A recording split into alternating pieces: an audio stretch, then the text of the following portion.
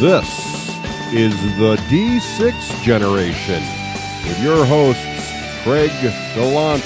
No, cut that. Keep that. Someday it's going to be worth something. Russ Wakelin. You put me in an ATST with frickin' Wookiees attacking me and whatnot? Now you're talking. And Raef, Hollywood Granger. I still don't know what S-foils on an X-Wing are. With contributions from Total Fangirl Vampires do not sparkle. and our loyal listeners. Are you crazy? That's like 400 hours of gamer nonsense. Welcome to another edition of Rapid Fire, the roundtable discussion of all things gaming. Coming at the speed of a generally curious lawyer with a genuine interest in the most mundane aspects of any person's life. Today's edition is brought to you by all of our fine friends over at Patreon, the patrons who help us keep the lights on, Ron Hayes, Adon Tejeda, Sean Kellogg, David Bartley, and John Gibson, to name a few. I'm Geekly McNerdigan, your host. Today, our panelists are Russ Workaday Wakelin and D6 Generation host Emeritus, the original occupant of the third chair, Raef Garden Variety Granger. Let's begin. Issue number 1. The dictionary definition of the word mundane speaks of normal, average, everyday items of little interest at all. It can also be used to mean a person who does not belong to a particular group, according to the members of that group. The implications is such that persons lacking imagination are concerned solely with the mundane. Question.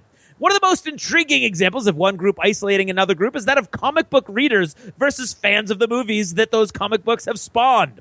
What is the term used by comic readers for fans of the comic movies who do not read the books? Robbie Robertson Russ. Part-time fans. Rocket Racer Rafe. Non-comic fan geeks. What I've heard is the other 79%. Issue number 2. A dungeon is a room or cell in which prisoners are held, especially underground. Dungeons are generally associated with medieval castles, though their association with torture probably belongs more to the Renaissance period. Question. Although the most famous dungeons are considered to be underground, some of the more terrifying ones can be found by going up. What is the term for a dungeon that can only be accessed through a hatch in the ceiling? Ravenloft Russ. Attic. Red Hand of Doom Rafe. A bolt hole to the castle in the clouds. Oh, leave it to the French, my friends. Leave it to the French. Oubliette. Oubliette is the answer. Or attic. Issue number 3. Video games become more and more central to our lives with each passing year, with more and more people jumping on the bandwagon with the introduction of streaming games, consoles being marketed as entertainment systems, and many other new trends. Question. According to new studies, rounding to the nearest tens, what percentage of American households consider themselves gamers on a regular basis? Ryu Hayabusa Russ. 55%. Horned Reaper Rafe. I like that now. 60%. Ooh, I would almost give it to Rafe, but then I wouldn't be able to say wrong. 67%. So I'll round it up to. I'm afraid, Rafe, I can't give you that. I'm sorry. Issue number 4. Crawling is defined as of a person moving forward on the hands and knees or by dragging the body close to the ground. It is often used in reference to less prostrate activities such as pub crawling, museum crawling, and of course the ever-important dungeon crawling. Question. What is the developmental milestone that precedes crawling in young human babies? Wild wiggling Wakelin. Rolling over. Pitifully groveling Granger. Dang, that's a good one. Recognizing their mother's voice. Far more legitimate this time when I say wrong! Being able to sit up unsupported, you fathers of many, or being able to take on at least one goblin unassisted. Depends on what you're talking about. Wouldn't recommend taking a baby pub crawling, of course, but that's up to you. That's it for now. Thanks for listening, and good night.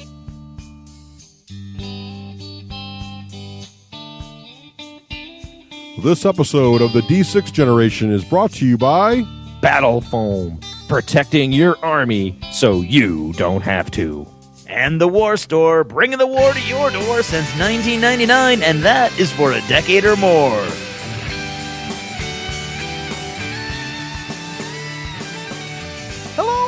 Hello! Yo, yo. Hey, and welcome to episode 187. It's a big number, but I can't find any significance in the actual digits. It is a big number. I'm Russ Wakelin. I'm Craig Gallant.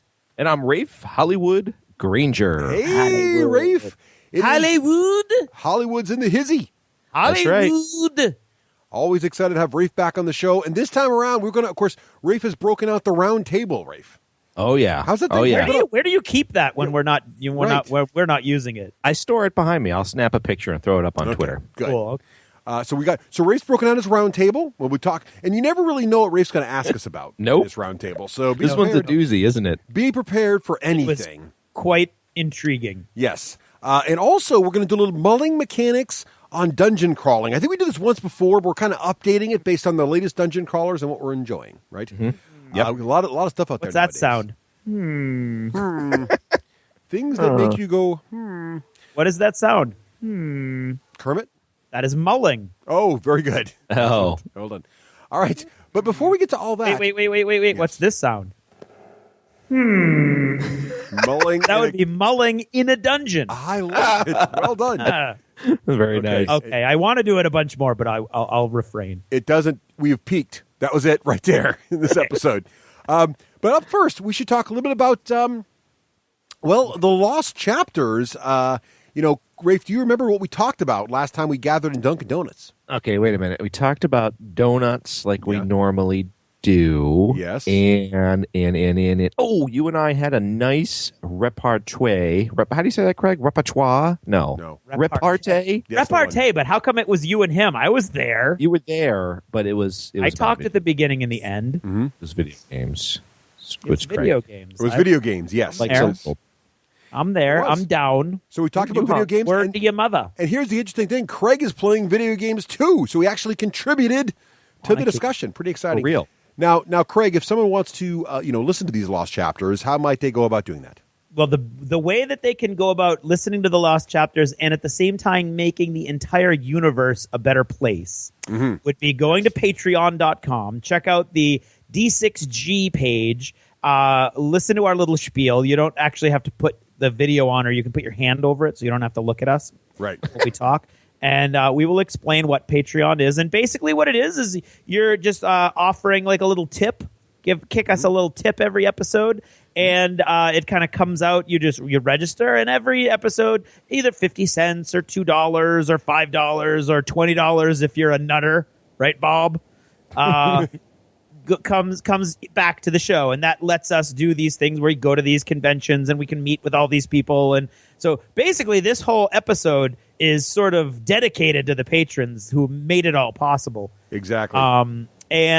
So go there. You offer us 50 cents, 22 20 would be good. $2. If you are tipping $2 or more per episode, you have unlocked the lost chapters. They are lost no longer. Not to you anyway, which is exciting. Not to you anyway. Yes. So thank you for those who support us, and that's our little way to say thank you back to you. 30 or so minutes of extra content. So there you have it. That's right. Once again, proving how much we know about economics. That's right. 4 hours for free, 3 for a fee. Ooh, I just thought that up. That's that needs to go on a shirt. Okay, excellent. 30 mins for free. Somebody write that down. Craig's in rare form this evening. Okay, He but really now, is. This is going to be fun. what's it time now for, Craig? I don't know. Pigs Achievements in space. in gaming. It is indeed. Achievements, of course, brought to us by all of our fine friends over at Patreon.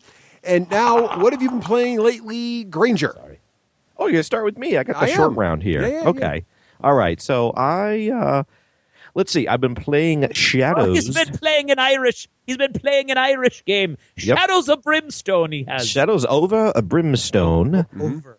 That notes by it says by the Flying Frog guys, Flying Frog Productions, and I think that was maybe kind of what prompted Russ to think about dungeon crawlers, because he had heard me talking about playing that game, and we'll get into that a little later. It's a lot of fun. It's a dungeon crawler. I'm very happy intrigued. with my purchase. Yeah, very super happy with it. Yep. And then dusted the old dust off of the old Flames of War. Oh, nice. Played a game with old Andy. And Craig and Russ were there. You guys, Russ, that's right. Russ had a different game. We were supposed to play War Machine, but Andy and I, in typical fashion, took too long to play Flames of War. But we warned Russ about that, so he didn't have to rush over there. And Craig played Guild Ball, I think, that night with Dave. So it was fun. We played about 500 points of Flames of War, no tanks, just to remember the rules, and it was a lot of fun. And then I see somehow that got Russ to buy Team Yankee, but maybe we'll hear more about that later. We will. And last night played our monthly contribution of D&D 5e. Nice. Had a short round last night, but it was super fun. I don't mind playing with a smaller crew. We had Ian playing Timber, the halfling bard. We had Ryan playing Varus, the elven cleric. And we had Stino playing Derp, the barbarian. Derp. And Rafe as dungeon master. Oh, there you go. So it's good. We're still doing Horde of the Dragon Queen, but now Rafe style. So following the timeline and the plot, which is that Tiamat is coming into the world, but other than that, it's all Rafe gaming now, which everybody's liking a lot better. It's not as much on rails. Oh, I'm glad it's working out for you. That's great. Yeah, we had fun. Very cool. Yeah. All right. Yep. What about you, Craig? Well, my gaming, my son had a big family fun night the Tuesday before Adepticon, so I didn't get the chance to go and game that day. But Russ and I we had not left Manchester. We were on the airplane with the wheels still down when Russ said, "I'm going to beat you at Battlelore now." And then proceeded to do so 3 times in a row on his phone, but it was a blast. Did. So it reminded me of not the last time, but the time before that we went to Adepticon where we played Waterdeep. Waterdeep. Oh, exactly. yeah. Yeah, but that time we played Waterdeep once, and then I guess I was done. But this time we played 3 full games of Battlelore. Yeah, we did. Well, Battlelore plays a little faster on the phone, about an hour, so it cranks right through there, yeah. Yep, so it was a lot of fun. And then at Adepticon, I played a lot.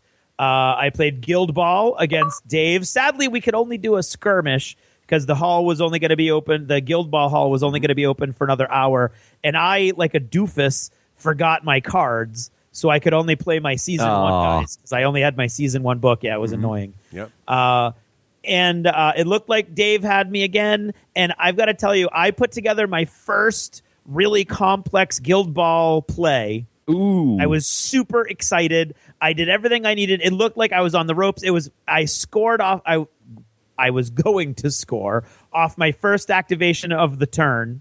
Yeah. I had everything I needed. I was exactly where I needed to be. I did everything exactly the way I could, to the best of my abilities. And it was literally the best thing you could do in this scenario. I had my Captain Obulus 2 inches away from the Brewer goal with the ball and enough momentum not only to make a shot on goal, but also to do bonus time, which gave me an extra die. So on 3 dice, I needed 1 4+ to end the game, and I missed. Oh, I rolled 2 1s and a 2. I was so frustrated, and I was all wrapped up in, which this is what happens to me a lot. I get all wrapped up in like a big, intricate plan. Happens to me in pretty much every aspect of my life. I was literally fading off to sleep about 3 hours later at 2 o'clock in the morning, but that's neither here nor there. With a Slate Pleasant Guinness buzz on. And I realized that all I didn't need the 4 points of a goal to win. I just needed 2 points. And the way I had gotten momentum was to bring one of the Brewers down. She only had 2 health points left. Mm-hmm. So I attacked her to get the momentum. All I had to do was spend any of those action points I had left to just hit her like 1 or 2 more times, and I would have won there. Right. So you chose the harder path. But instead, I got all wrapped up. You went for the greater glory, Craig. That's okay. No shame in that. I did indeed. Yeah, that sounds like Russ and I busted out Planetfall in the middle of the lobby of this 4-star or 5-star hotel. It was nice. That was intriguing. That was a great way to play that game. It was fun. It was a blast. Loved that game. Need to play that game more often. We do. It's a lot of fun. Dark you Deeds. guys like that game? Oh, yeah.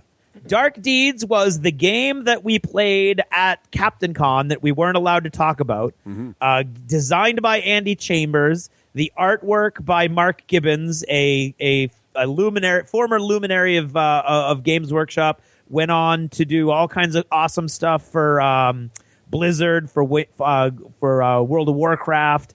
A really impressive resume, and all the artwork on this game is basically inspired by Terry Pratchett, my favorite author, and Monty Python. So it was really amazing. It's a lot of fun with that. I played that a bunch this weekend.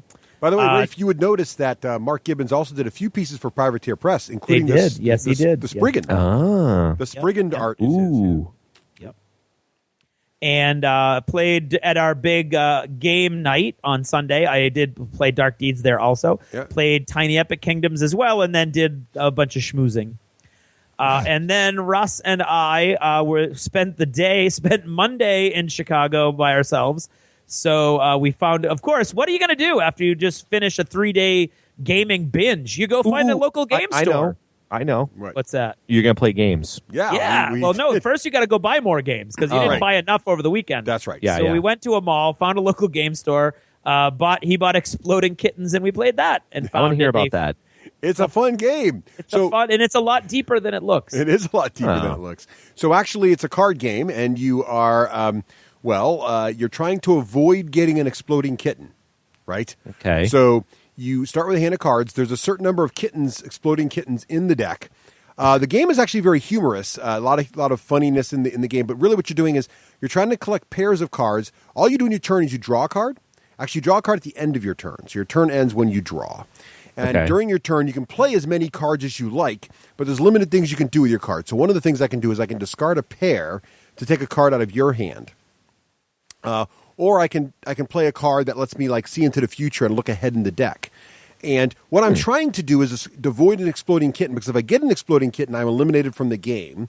However, there are also diffuse cards that allow me to cancel out the exploding kitten cards.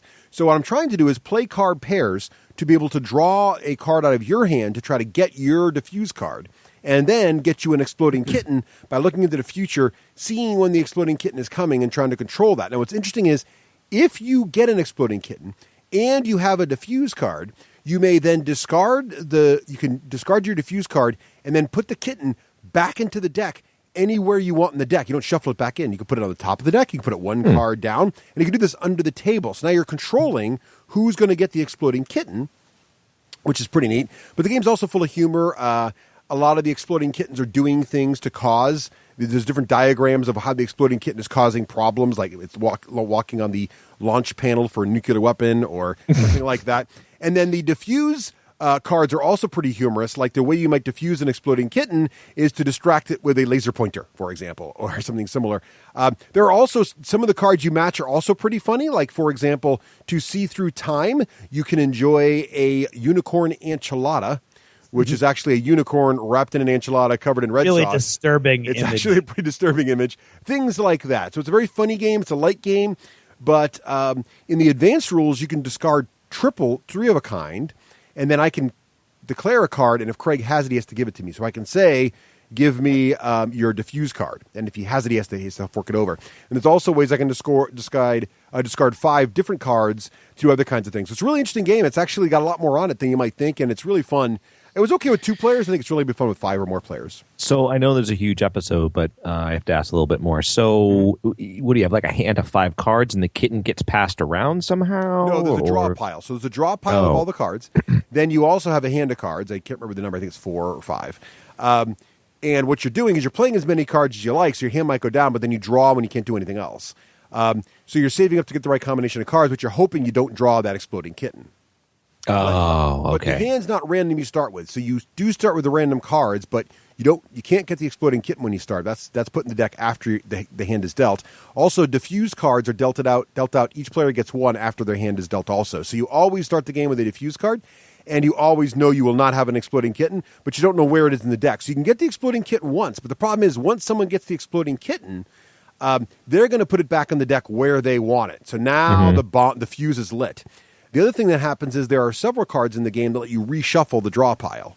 So that'll move the exploding kitten around and keep it from just sitting on the bottom of the deck. And it also could be a way to, if someone thought they put the card in the right spot, if you hang on to one of your, shuffle the deck cards, you can remove the kitten. So you can actually see someone put it on the top of the deck and say, I'm going to shuffle to try to avoid that exploding kitten. So it's a very simple game, but it's got a lot of fun aspects to it. Really enjoyed it. It's just 2 players. I think it's going to be great with 5, and I'm looking forward to playing with the kids this weekend. Oh, you can play more. Okay. Oh yeah, it's meant for more. I mean, it works with 2, but it's really a 3 to 5 player game. Yeah.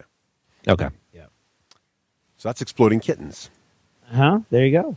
We just saved some time from Russ's part. We did, yes, exactly. And so then I did a bunch of demos. One of my favorite things to do at Adepticon, which is a huge miniatures war game convention, is to demo as many games as I can. Yes, And you there do were a like couple. I do. I love demoing new miniatures games. Of course, Especially I made if a you're near promise to myself with No. I got to avoid Dave. With $100 of Night Models Marvel Universe miniature game minis on my table at home, I needed to avoid new skirmish games as much as possible. So I played a bunch. I demoed Project Z, which is Warlord's new upcoming to be released this month zombie game. And it was intriguing. It was cool. It was a fun and fast game. One of the more balanced demos that I did over the weekend. A little involved. It seemed like it was a little bit more complicated than it needed to be. But again, it's a demo, so I'll withhold judgment and definitely pick up the $50 starter for all the zombie minis and motorbike minis and all that other stuff that's in there. As a huge fan of Viking, the TV show, and Vikings in general, I've wanted to play a demo of Saga forever, which of course is the historical war game that you stretches across a bunch of different time periods, but the most popular one that I'm aware of is the sort of the Viking age. So I finally got a chance to play that. I did play that against Dave. And is that the skirmish game? Yeah, it's skirmish, right? I mean, yes, but at the same time, it's a lot more models than it's. I would say it's like right on the edge of skirmish and war game territory. Okay. We were playing with, I think, 15 models aside, and that was like somewhere between 25 and 50% of a normal game. Oh, so it's like if it's not an army scale game, it's brushing the edge. You know what I mean? Mm-hmm. Does it use the bolt action style? No. It is a Euro minis game. In that every turn you have special dice that are not inexpensive to buy. They're special dice for your faction that have a bunch of different symbols on them. And at the beginning of every turn, you roll all of your dice and you get symbols on them. And you have a big board, like an 8x10 board that you put on the side of the table. And you can buy different abilities and options for your force each turn by where you place those dice. And that includes activating your units. So to activate a unit, you need to put a die of the specific symbol that activates that unit. And then in addition to that, you unlock other abilities and powers and traits by placing the dice. So you never had enough dice to do everything you want. It was elaborate. There's a bunch of things. There had to be like 12 or 15 things on that sheet above and beyond the basic, activate that one unit. And so it was a brain burner for me. It was really Euro in that whole your force is going to be doing different things every turn. And I had the Irish, and I thought, my heritage will help me. No, that didn't. I did not do my Irish ancestors proud that day. Dave crushed me, but I think I saw that tweet. Oh yeah, it wasn't really what I wanted it to be because it wasn't a fast and fun skirmish game. It was a much more elaborate, thought-provoking. I think it's a really cool system. It just wasn't what I was looking for. Yeah, what you were thinking it was going to be. Exactly. And then Russ was super excited about Ethereum by Anvil 8 Games. And I had a really bad demo experience a few years ago, the very first time they demoed it out.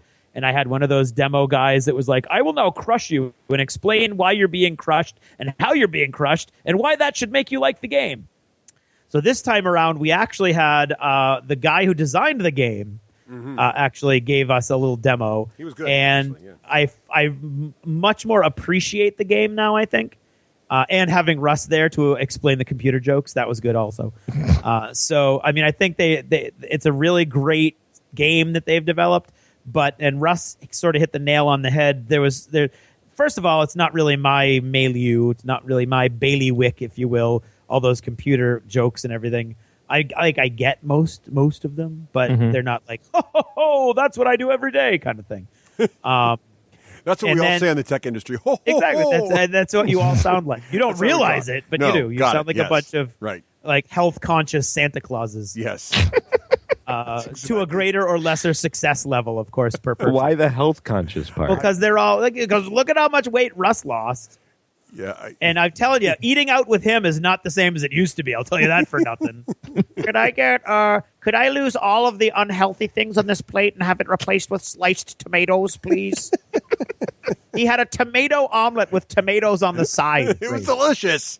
There were a lot of tomatoes on that I will say plate. this: they were beefsteak tomatoes, so there was They the were word big steak was in them. beefsteak tomatoes. And I say this as a tomato lover.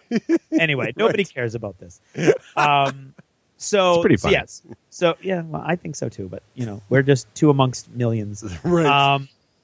And so Ethereum is you're in the internet basically, and you're all programs or avatars, and you're fighting it out for dominance in the internet. And there's the backstory actually reminds me a lot of Ready Player One. Russ, did you feel that sort of vibe? Yeah, that and Tron. So the world outside is kind of falling apart. Yep. Yeah, not familiar with Tron, but anyway. And so the story is cool. The concept is neat. The mechanics are really neat. And some really cool, like you're turning the whole world around and you're pivoting things and moving things around. So that's really neat. But the problem, I think the last hurdle for me that I couldn't get over is that it's a board game, miniatures game hybrid, but to the point where you need all the, it's like Star Wars, I guess. It's a lot like Imperial Assault in that each of the spaces on the board has an icon or two that shows you what the terrain is. Okay. So I don't actually, and I like Imperial Assault, so I guess maybe that wasn't it. I think the problem is maybe Russ isn't as smart as I thought he was. You know what? Apparently Russ is not as smart as I thought he was. Never mind. Disregard that whole line of thought. No, I'll tell you what the problem with it is. I like the mechanics. I really wanted to get it. I didn't think I could get anybody to play with me. And the reason I think I can't, I hope they're doing very well, but the reason I have a problem with it is if it was a board game with board game quality models, then it would work. But what it is it's a board game. You don't use terrain. You have to use the board because of how the mechanics work. But it's got miniature quality models, except it doesn't because the miniature quality models come to MDF bases, so they're not quite the level of miniature quality, but you are getting resin miniatures, but they're a little trickier to clean because they're resin. I almost think they should have gone the Cool Mini or Not route, or the Ninja Division route and kind of went with, hey, you got a lot of cool models, but they're board game quality models because this is a board game with miniatures as opposed to... That's a substantial upfront cost increase, though. Yeah, it is, but now it's really expensive because I got to buy, I guess it's... I don't know. Anyway, I like what it is, but I wish it was completely self-contained. You know what I'm saying? Anyway... Yeah, I don't want to pick on it because it's a cool idea, and I love the mechanics of how you can alter because you're in virtual reality. You can actually alter the board as you play. Pieces flip over, move, slide. It's very much like Tron. The discs of Tron can slide around. The board can alter. It's got some cool ideas. I don't know. Anyway, go ahead. Sorry, I jumped in there. No, I agree. Then finally did a demo of Kings of War, the Mantic fantasy game that's sort of how was that? In some corners replacing Warhammer. How was that? It was interesting. I think it's a lot simpler than Warhammer Fantasy Battles used to be. That's how you're not wheeling all over the board and stuff like that. You're pivoting. It's a more limiting also, however. Like a run is straight ahead, so you can't really do a lot of maneuvering.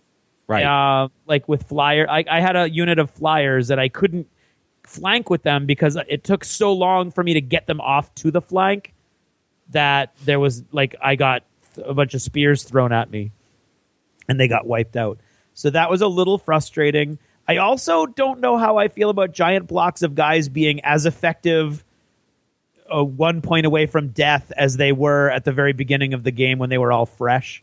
So I wish there was some sort of you track the wounds on the unit. So the unit stays the same the whole time. So you could do really cool modeling stuff where you're modeling. It's not like bricks of guys necessarily from a modeling standpoint. It is from the game standpoint.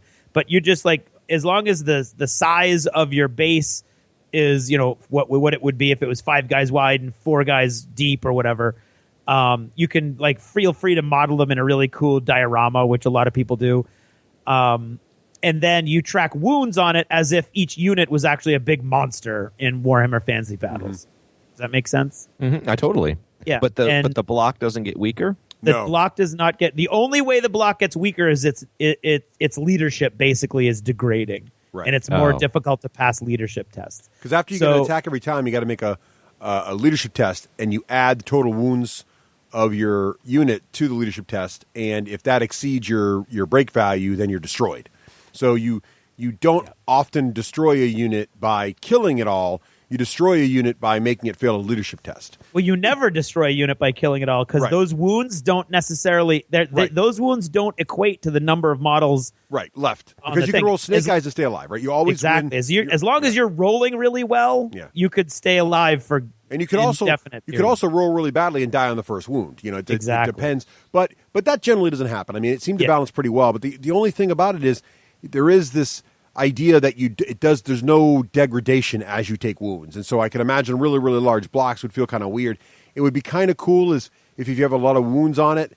I like how Antares does it, where the more pins you have, the less accurate you become and less effective the unit becomes. It'd be kind of cool if the wounds somehow impacted your fighting ability in some way.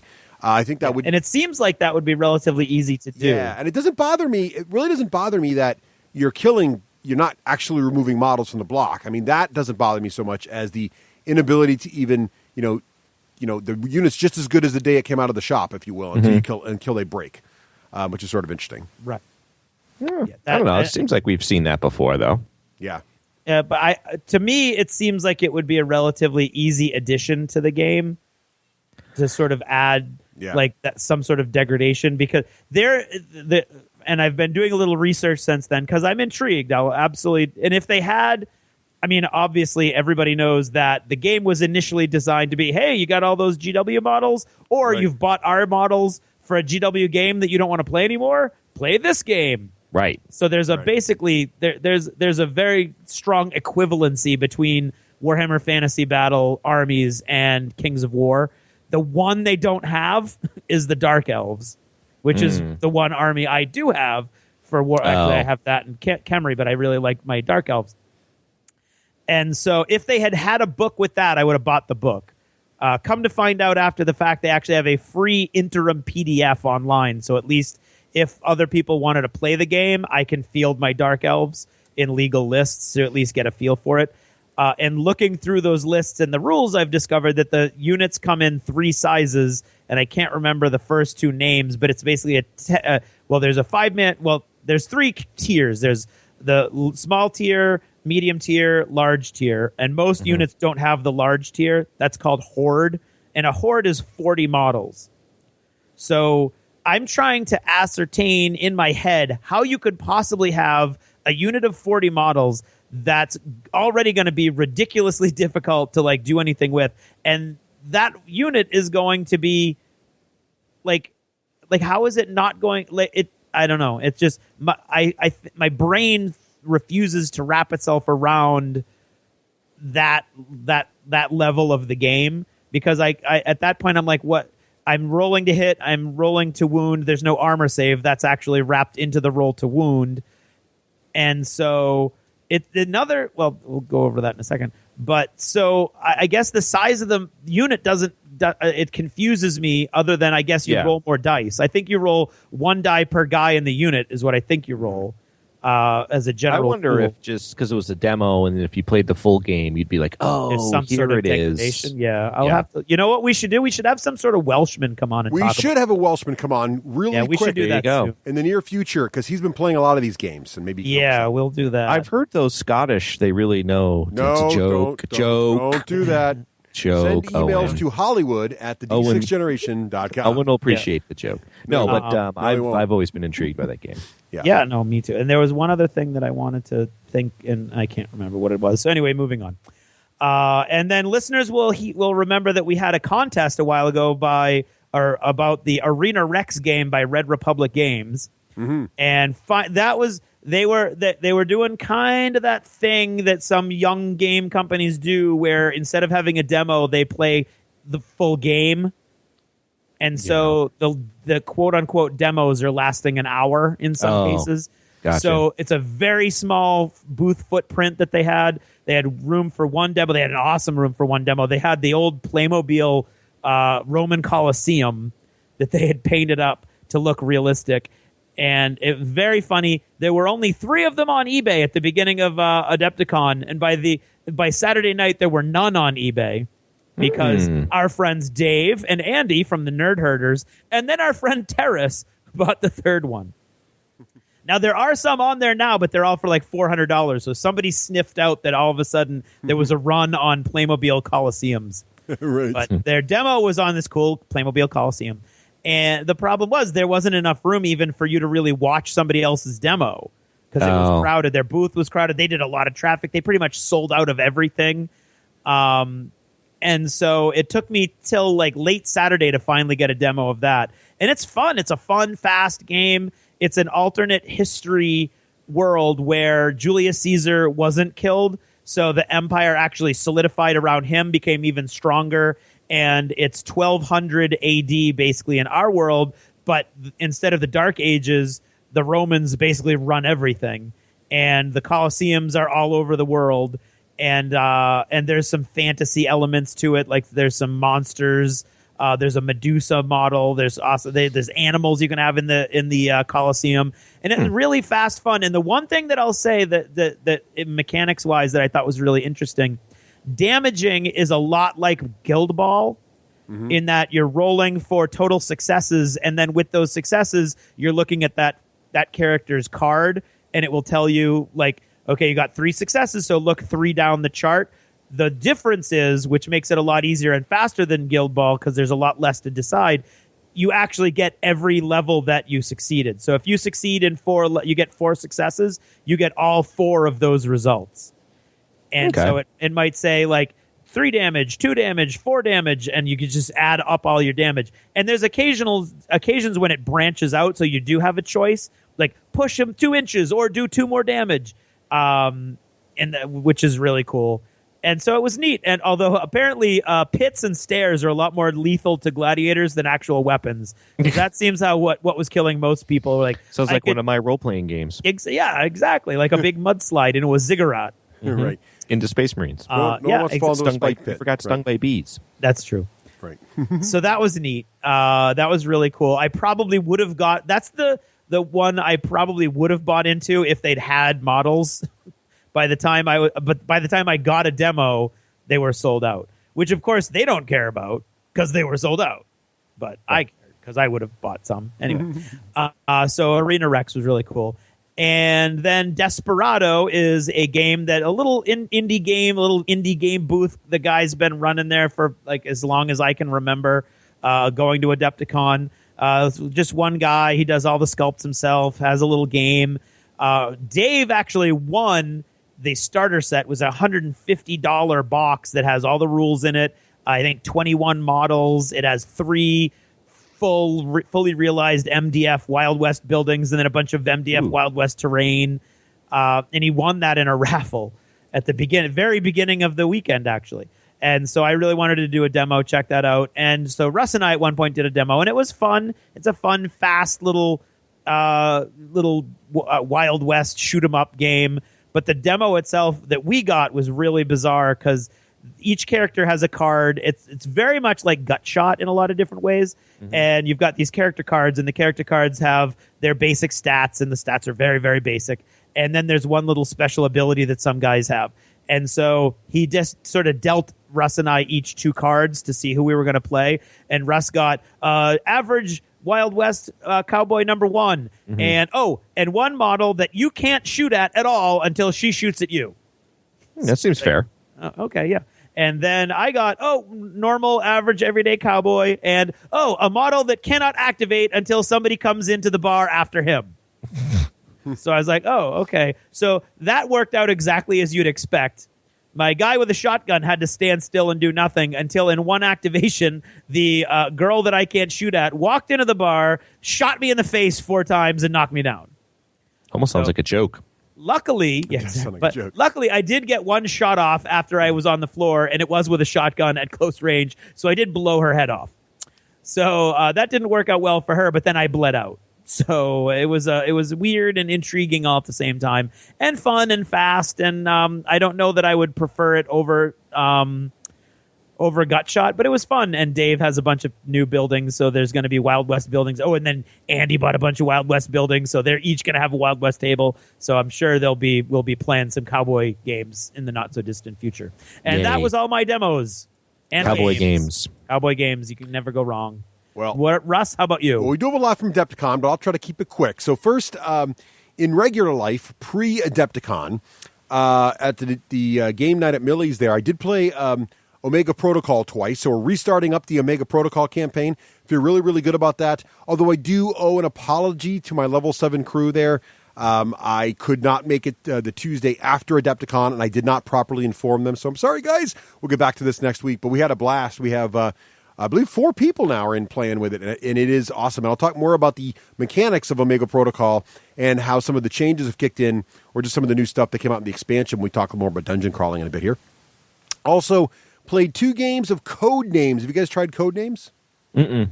This is a really interesting game. It's a great multiplayer. So it's fast. So basically, you put a bunch of cards face up in sort of a grid pattern. I think it's 5 by 5. I can't remember exactly. And then there are 2 code givers, and the rest of the folks are divided into 2 teams, the red team and the blue team. So you can imagine Blake as one of the code givers, and I'm the other code giver. Now, the code givers are looking at a card that's standing up in a little stand, so the code guessers are not able to see the card, but Blake and I are. And the card has the same pattern as the cards laid out in front of you, and it's got color codes on it. So I'm trying to get my guys to guess all of the cards highlighted in blue, and Blake's trying to get his team to guess all the cards highlighted in red, but they got to avoid the black card on the table. And so here's the trick, though.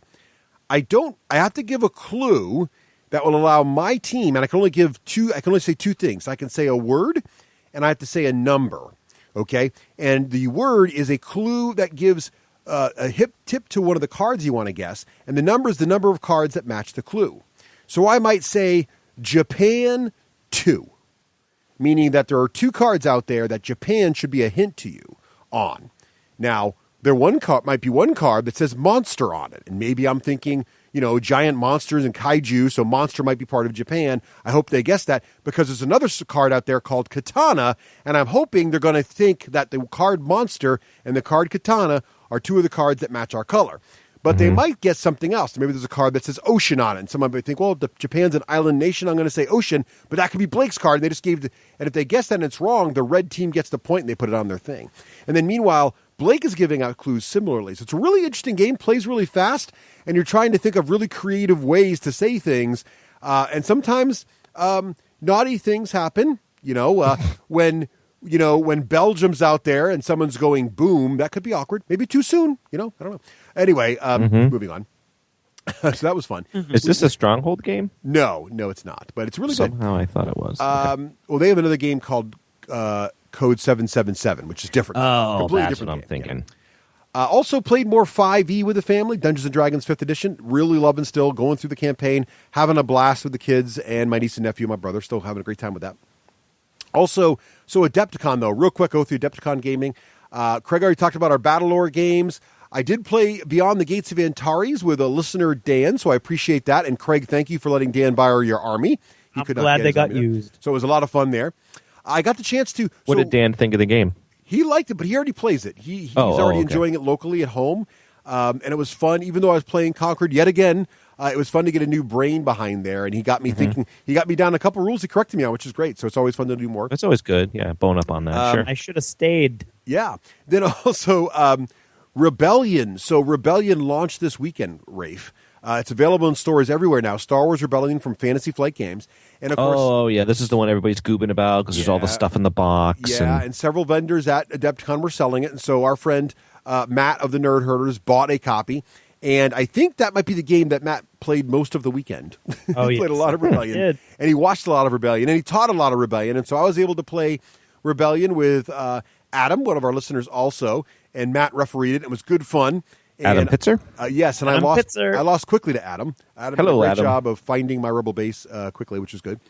Played Planetfall with Craig, and then also Adam hooked us up with that good pizza that one time. He did again this time too. He took us out for a great pizza. Yeah. Jealous. And then last but not least, during our big board game night on Sunday night, which again was a blast, thanks to all of our listeners who came out and supported us and Adepticon and came out at Sunday night for our board game. It started at 8 o'clock. We did not leave until they basically shut us down at like 1:45 in the morning.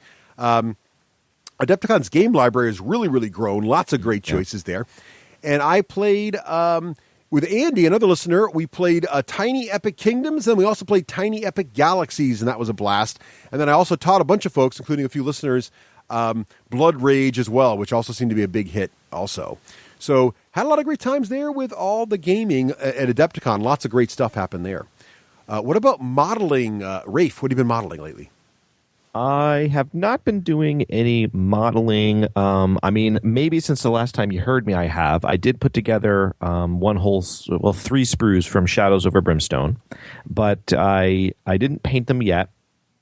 And instead, what I've been doing with Shadows is using what I call my D&D miniatures. Nice. So I had a chance from Will. He was offloading a whole bunch of miniatures at one point in time. His D&D ones, like the random blister ones. Right. And so they really work really well for Shadows, too. So I have like 2 full of those. Craig has them, too. I think they're the Black & Decker toolbox cases. Oh, yeah. That they kind of clip together. And I have them filled with different miniatures. So it has been fun to be able to just sort of reach right into there. Everything's painted, not by me, but still painted. And it really does add to the game, and you can put painted miniatures down.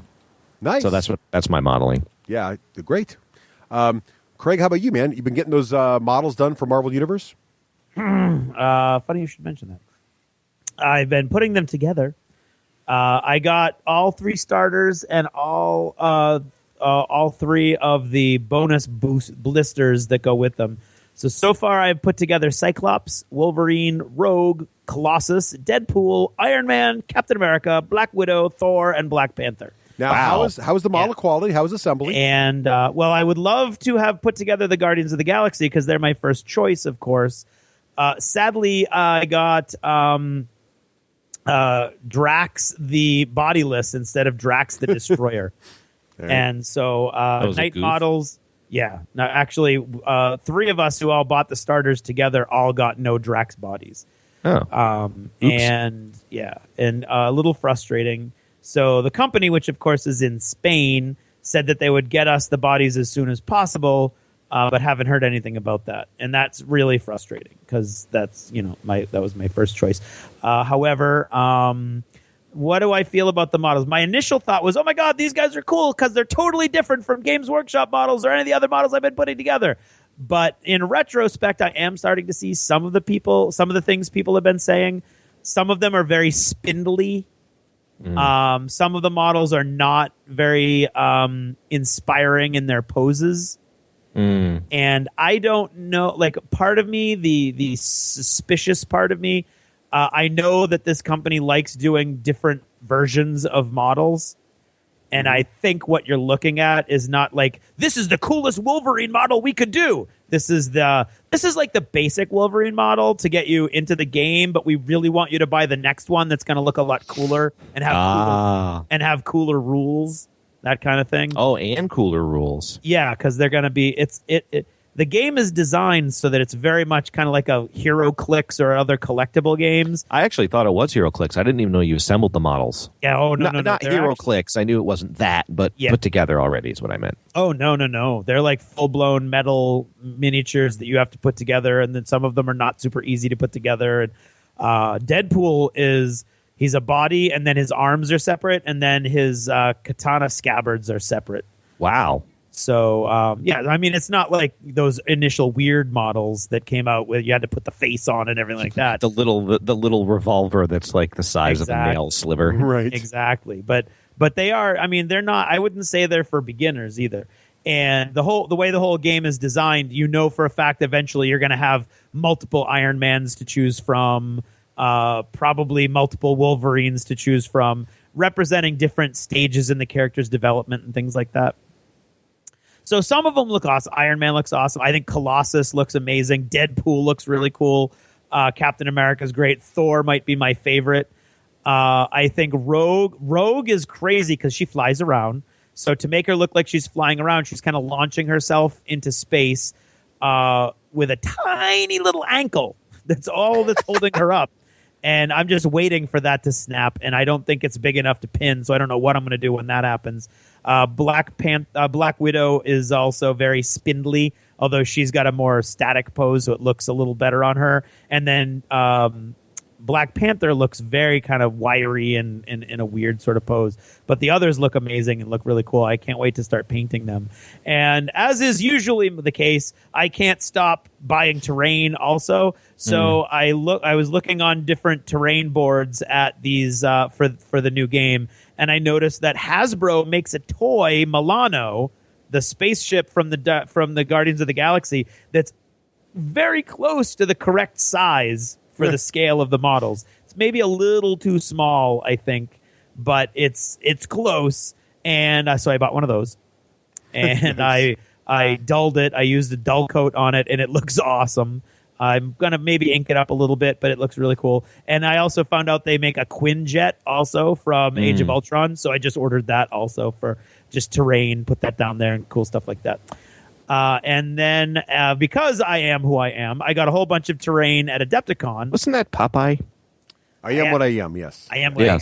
Yeah. Okay. And one of the places that I got a lot of terrain was Death Ray Designs, who just finished a Kickstarter. They've got a lot of cool-looking MDF terrain. And the key was I wanted a bunch of stuff that would put together really fast so we could use it for Planetfall. So I picked it up on Saturday. I picked it up on Sunday because we were going to have all afternoon. And I picked up 3 different styles of their Necropolis terrain and their large generator, which is you get 3 cool-looking pylon things in one package. They're misdesigned, which was very frustrating. The design doesn't match the instructions, and the design it's physically impossible for the design to go together in the way that it's supposed to in all the illustrations. Uh-oh. So it looks like I don't know what it is, and I've looked all over online. I'm like complaints about this unit, nothing. Comments about this unit, nothing. Instructions on this unit, nothing. So I don't know. Like I know they've had these for a while. They had them last year. I almost bought them last year. So it's very frustrating. I'm going to be able to fix it, I think, for the most part. But it's going to take me actually sawing off a piece of every side of the 4 sides of all 3 pylons to make it work. So it's very frustrating. And just out of curiosity, I then put together the 2 giant pylons that I bought, and those went together like a dream because they were designed exactly the way they should be designed. They're not all 4. If you've got a pyramid shape and they're ending in a square, all 4 pieces can't be identical because then they can't Makes sense. puzzle in together, and it's not going to be a square on the bottom. So it's very frustrating. But their other stuff looks cool, so that's that. If you want to see some awesome terrain, check out my Twitter feed, though, because Warsenal has some stuff that looks like freaking movie sets. Yeah, right. The pictures are just unbelievable. So that's just me. Russ, what about you? Well, not as much modeling as you. All I did was work on my command crawler. So how's that coming along? It's getting there. It's about half painted. So getting there. Raef, he started from the front. Yes. So half done makes it look like it's all done, and they didn't care about the back half. Right. It needs to be scary from the front. So if you look from the front, it looks done. But what's a about command crawler? It is a GAR vehicle for Beyond the Gates of Antares. It is a 4-legged walker vehicle that transports 3 GAR and has twin-linked blaster thingies on the front. It's a lot of fun. It works really, really well. It's extremely hard to destroy, and it's been a lot of fun to play, and it works just right. I'm really liking it a lot. I'm liking the vehicles. They feel just right. They don't blow up easily, but they also don't necessarily dominate the table. There's only so much they can do, and if your opponents avoid them or pin them, then they're pretty much taken offline until you resolve it. So I like it's the right amount of balance. I'm liking vehicles in Antares. So cool stuff. What about other stuff? I can't wait for my heavy drone. Your heavy drone is just about out the door now. They had one on display there. It looked amazing. So, Raef, what have you been doing for books or shows or anything? I've been into the killing fill in the blank. So like Killing Lincoln, Killing Patton, those series of books, if anybody knows those. Killing Jesus. Killing Jesus. Yep, I haven't read that one. So they're done by Bill O'Reilly, and I'm sort of new to who that is. I don't really know. I don't know what came over me. I just somehow, I don't know. Which one caught your interest first? Lincoln. Killing Lincoln. Oh, yeah, cool. And I don't know why. I just was like surfing the internet, and I was like, oh, I want to read one of these, which I had wanted to for a while. It's not just on the Lincoln assassination, which I think is really neat. It's a snapshot in the history. So you learn about Grant, you learn about Lee. They cover the Civil War. They have all sorts of interesting little side facts going on. Like I can't remember I think it was I can't remember the battle.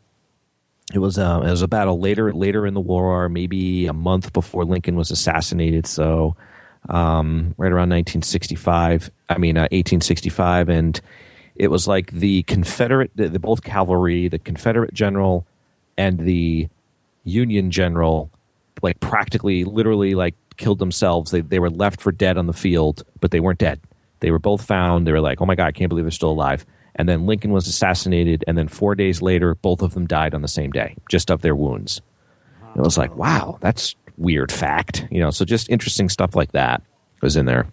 So I read Killing Patton next, and again, that was fascinating. They talk about not just Patton, but he kind of fell in disgrace. I think I told you guys that in the dinner. I was sort of surprised by that. He was the United States wasn't treating him so fairly, actually, even though he was correct in predicting the Russians and our entrance into the Cold War, basically. So the next one on my link is a choice. I'm either going to read Killing Reagan or Killing Kennedy. I can't decide which one. So that's pretty much it. I'm trying to think movies. Watching Blacklist. Craig, you like that? Oh, are you? Yeah, that's a good show. Yep, we're up to the 3rd season on that. And that's it. Cool. Yeah. What about you, Craig? Well, I am continuing to reread Terry Pratchett's Discworld. I'm up to Mort and loving it again, all over again. Just finished Cibola Burn by James S.A. Corey. And it's not as bad as I remembered.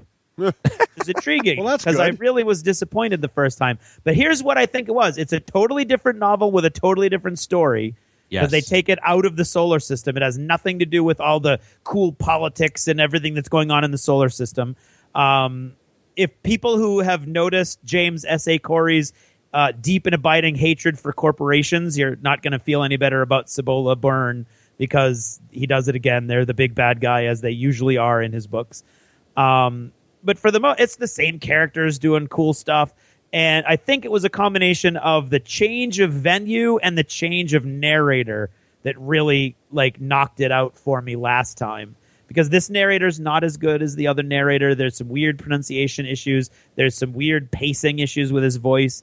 And it's just a different person. And the other guy is amazing. So I think that's what happened. I don't think it's necessarily a weaker book. And if you're reading it, I don't think it's going to really strike you as being all that different than the other books.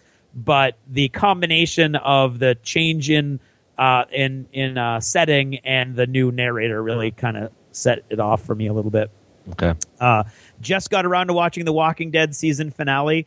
I don't think if you've read the comics through that arc that you're really going to enjoy I found the season finale to be completely lame and anticlimactic and frustrating. I didn't like it at all. It was an hour and a half of just me being frustrated and annoyed.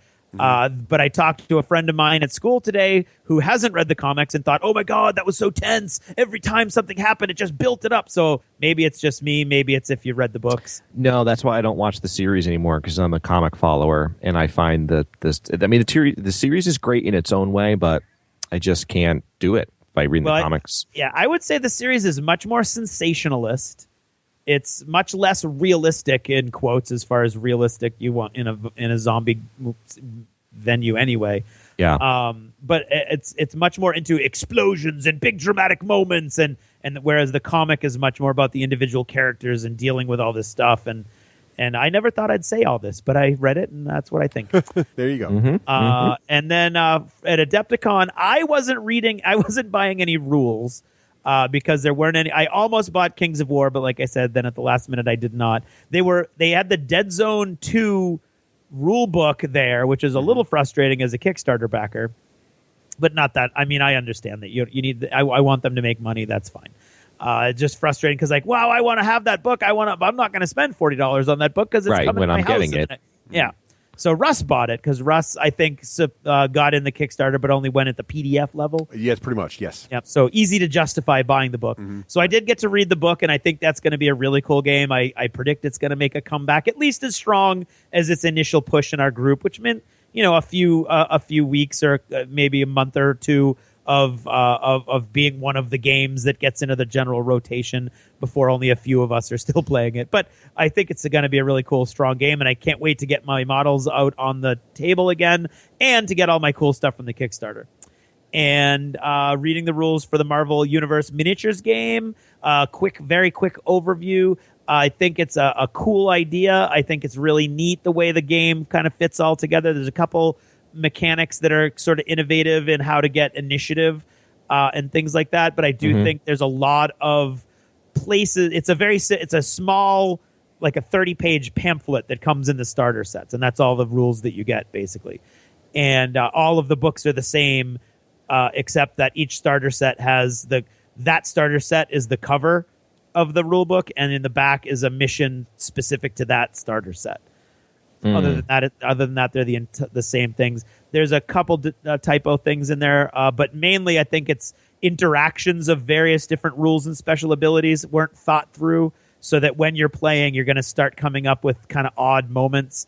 Like it's relatively easy and quick to figure out what's going on. I can have Colossus grab Iron Man and pick him up to throw him, which is awesome and really cool and very easy to figure out how to do. But if I miss my throw, according to the rule book, Iron Man stays in my hands. So now what do you do? Because there's no rules for Iron Man breaking out of my hands. There's no rules for what happens. There's no rules for, like, I don't throw him and I miss and he's thrown. If I throw at something and I miss, I literally just hold on to the thing. So it's weird. Or maybe I guess I know a game with throwing, Russ. I do too. And it's well proven and works great. Yep. Yeah. On the other hand, I think that those rules are much more complicated than the Marvel Universe. I was a little nervous. I hope the game is good. I was a little nervous the rules would be a little underdeveloped, but maybe it's just one. No, I think there are areas that it was like there's like places where clearly the people who were playtesting it were like, well, obviously this is what happens, and they move on. Right. Where it's not really written in, and then there's other places where you're going to get in trouble with rules as written guys because, for instance, throwing a model at another throwing a friendly model at another model, it was clear to me that the thrown model, being your friend, doesn't take damage, and I even I've argued it out a couple times, and but it's got one of those classic blunder statements in it where and all previous rules apply. And all previous rules I took to mean the paragraph before that because it's referring to throwing friendly models. But if you want to be specific and take all of the throwing rules all the way back 3 pages to the beginning of the throwing section, because it's got lots of examples and diagrams and stuff, then yeah, sure, every model thrown takes damage if you want to read it all the way back to that point.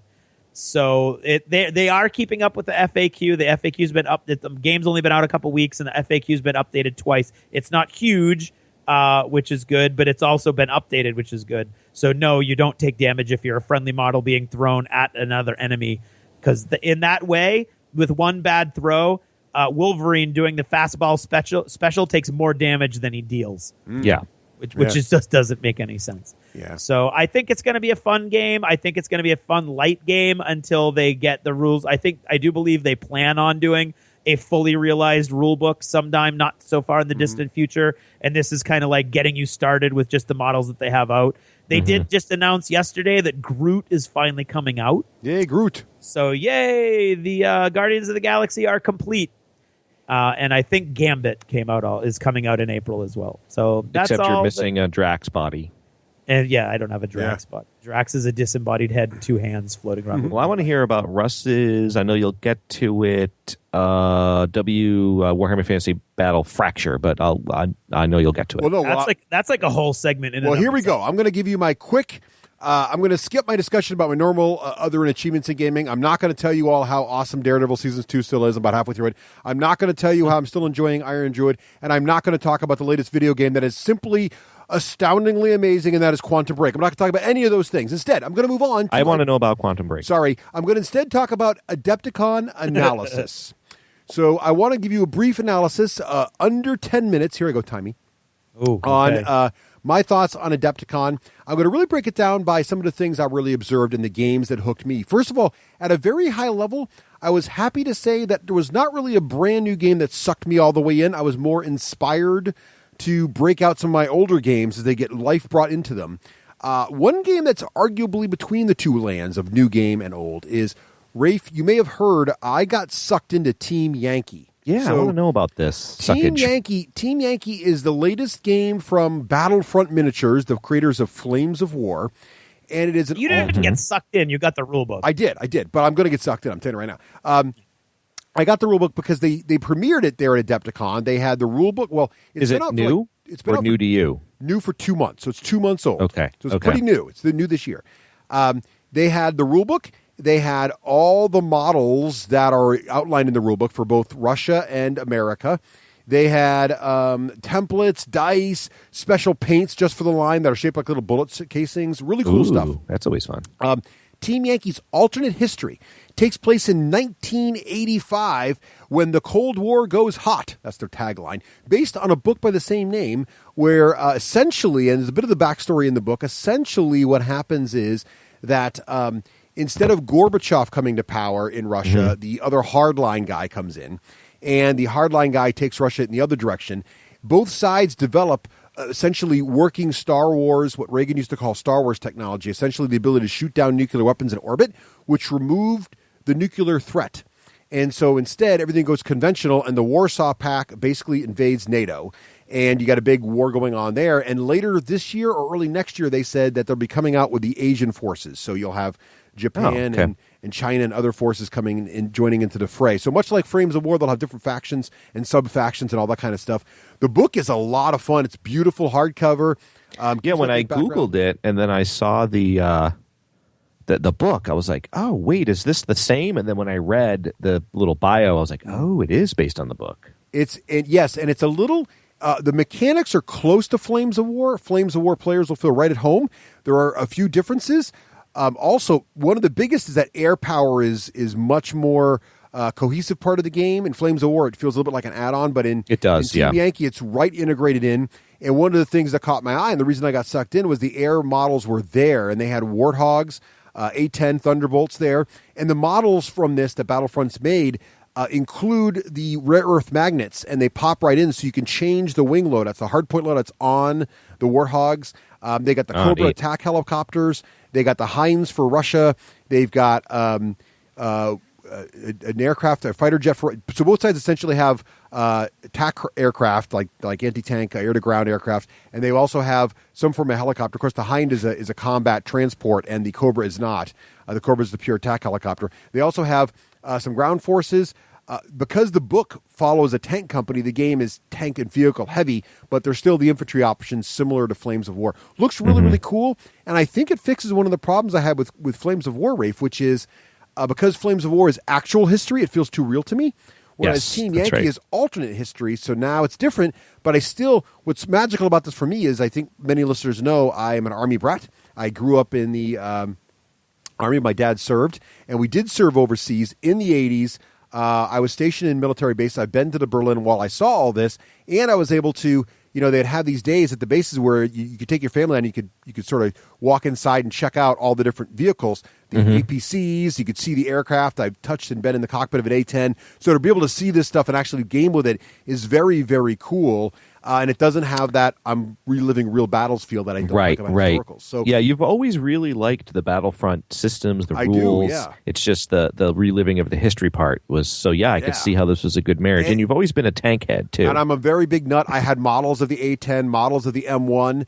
I have models of the MiGs. I hope the MiGs come out for the Russians. I love that era of military history and those fighting vehicles. So yeah, this really calls to me, and I'm looking forward to getting into more. And I got the rulebook. I read through quite a chunk of it. Really like its layout. Very easy to read. Very easy to understand. A lot of the things I like about Flames of War. What about its only 2-faction rule? Well, that Flames of War has a similar problem, but they fix it with the sub-factions by theater, right? So if they do... Now, right now, it's just the 2 factions in the sort of European theater, but with the other theater forces coming out later this year and early next year, I think that'll solve it. So I hope that'll be okay.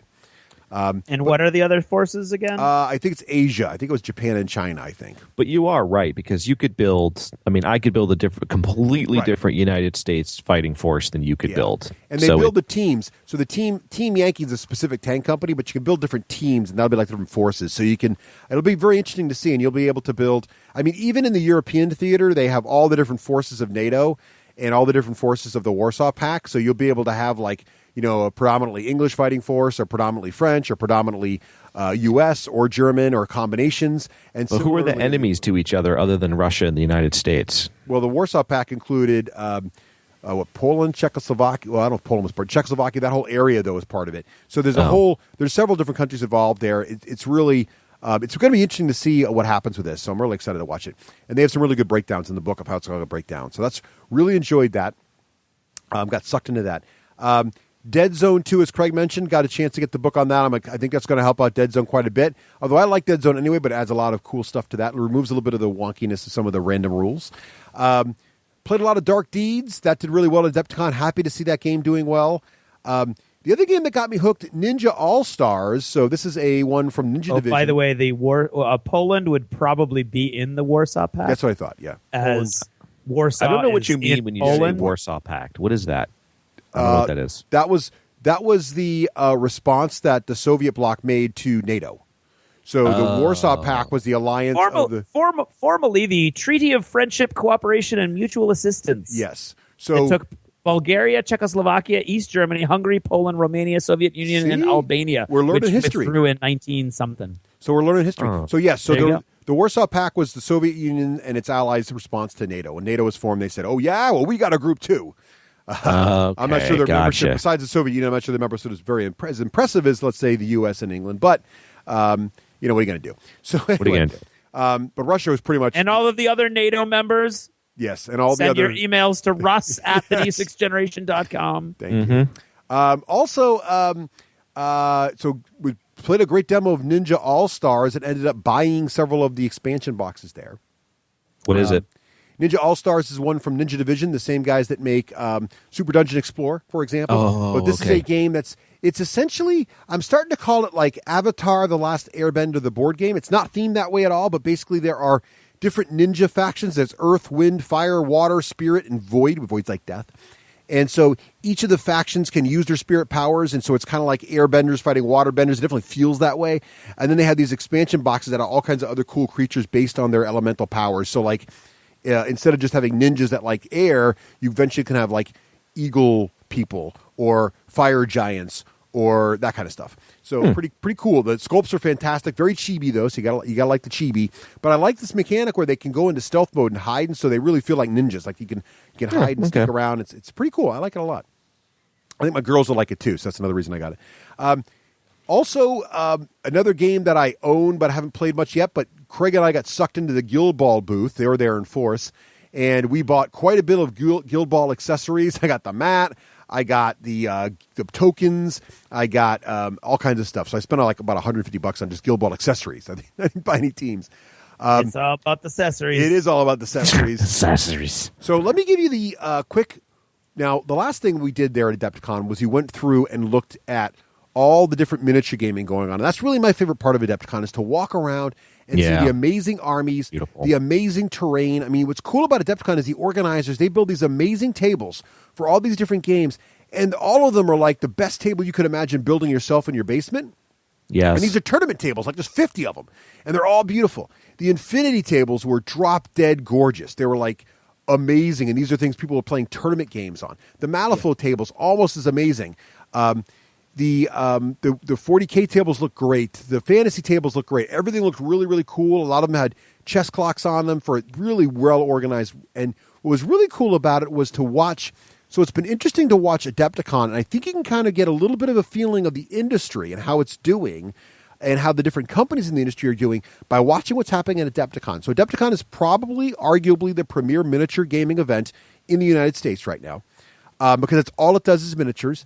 And they have a lot of different, it's grown from its starts in just GW to all the major miniature games are there in some form. So, and you can tell by the strength of the fan base how they're represented. So 40K is still the number one most populous game. Wow, it is. But it's huge. It's huge. But others are moving up. So War Machine had a strong presence, but Craig and I did notice their terrain was not as good. So we feel like the War Machine players are still have that culture like of people that play War Machine are really about the puzzle and the competitiveness of the rules because they're so solid and have not come in as a culture of it looks cool.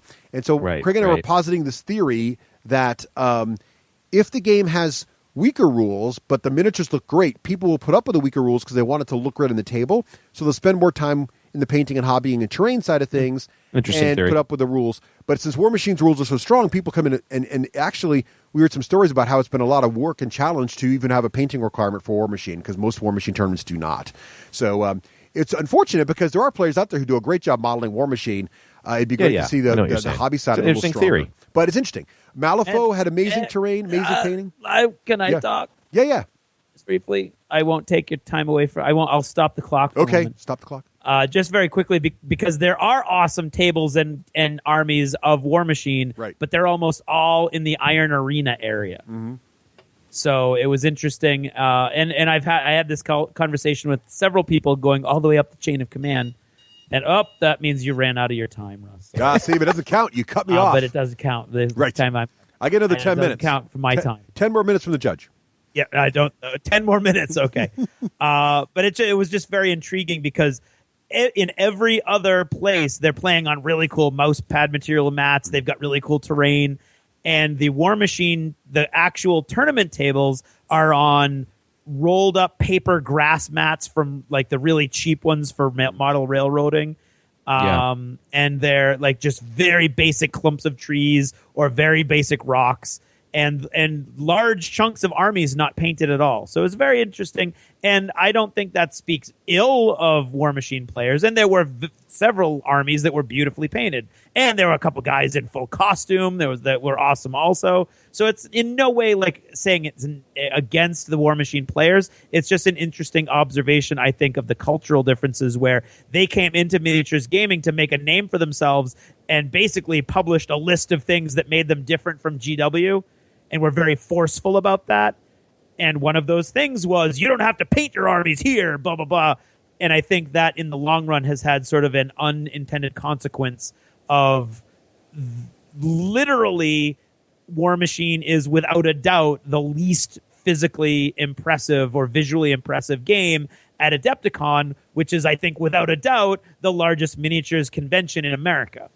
So I just think I think that was an interesting and it is an interesting dichotomy, and it's also interesting because at Captain Con, the War Machine tables are actually much more impressive. Yes. So it's something to do with the Chicago meta, where the people who run War Machine there aren't as into the terrain.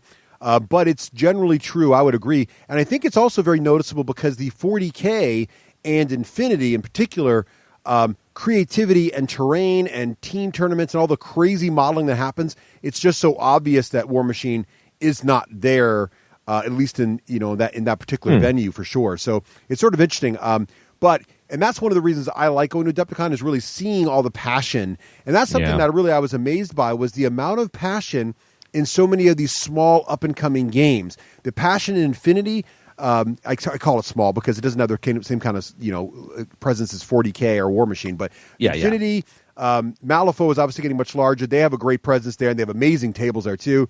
Saga had a whole room unto itself. Saga had a whole room. Really cool. Same kind of passion.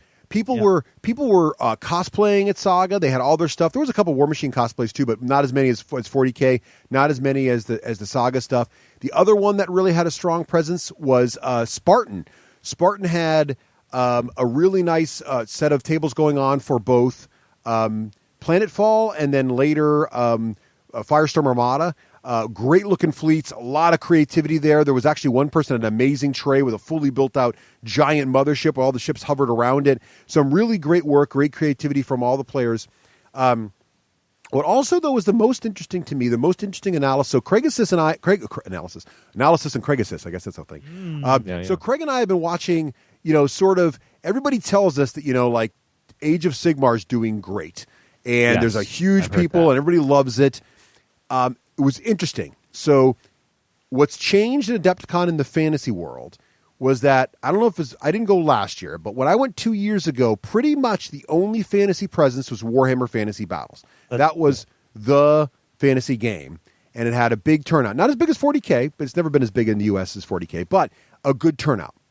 Yes. This year, there were 3 different games all about equal size. So when we looked at the tournaments, and they were playing right next to each other, there was a tournament of Age of Sigmar. There was a tournament of Kings of War. Which isn't that an oxymoron in a way? Well, no. You can do it. They had to have house. Oh. You can't use out of the box rules. There's fantasy. There's fan rules that help you out. We had a tournament. They had a tournament of Kings of War, and they had a tournament of, I think it's called the Ninth Age, which is sort of a fan homegrown 9th edition of Fantasy Battles that's being done by the community. Right? Yeah. Interesting. That's for Chris Moore, listener who asked us what was going on with Ninth Age. He's trying to grow it down south, and so at Adepticon it was almost as strong a presence, at least at one point, as Kings of War and Sigmar. Yeah, I would say we saw 3 different tournaments going on, and all 3 are about the same size. Kings of War was really interesting to watch. They were using chess clocks and everything, and they seemed to be really enjoying themselves. And what's really interesting about that game, too, is Kings of War was an amalgam of models. So you would see Age of Sigmar models mixed in with Mantic models, mixed in with other third-party models. That was legal at the tournament. And a lot of bones, a lot of Reaper bones in those armies. They looked great. And I think what we saw was, we mentioned earlier, the Kings of War rules are simple, but because they're so simple, they're very tournament-friendly, and you can play them with a chess clock. And you saw people really enjoying themselves, no rules debates, and getting some crazy cool models to the table. So I think people are using it. It's kind of funny. Mantic's getting a reverse situation where people are using GW models in their game because now their rules are allowing the fantasy world to live on in a simple but playable format. Alessio made those rules last I checked. Yeah, that's right. And Ninth Age looked pretty interesting. We were trying to follow that. And Age of Sigmar, the people playing Age of Sigmar were very passionate about it and really into it. And the models in Age of Sigmar are amazing. But I just thought, Craig and I both thought it was interesting that only 2 years from when I last saw it, it's now fractured in almost a 3-way split.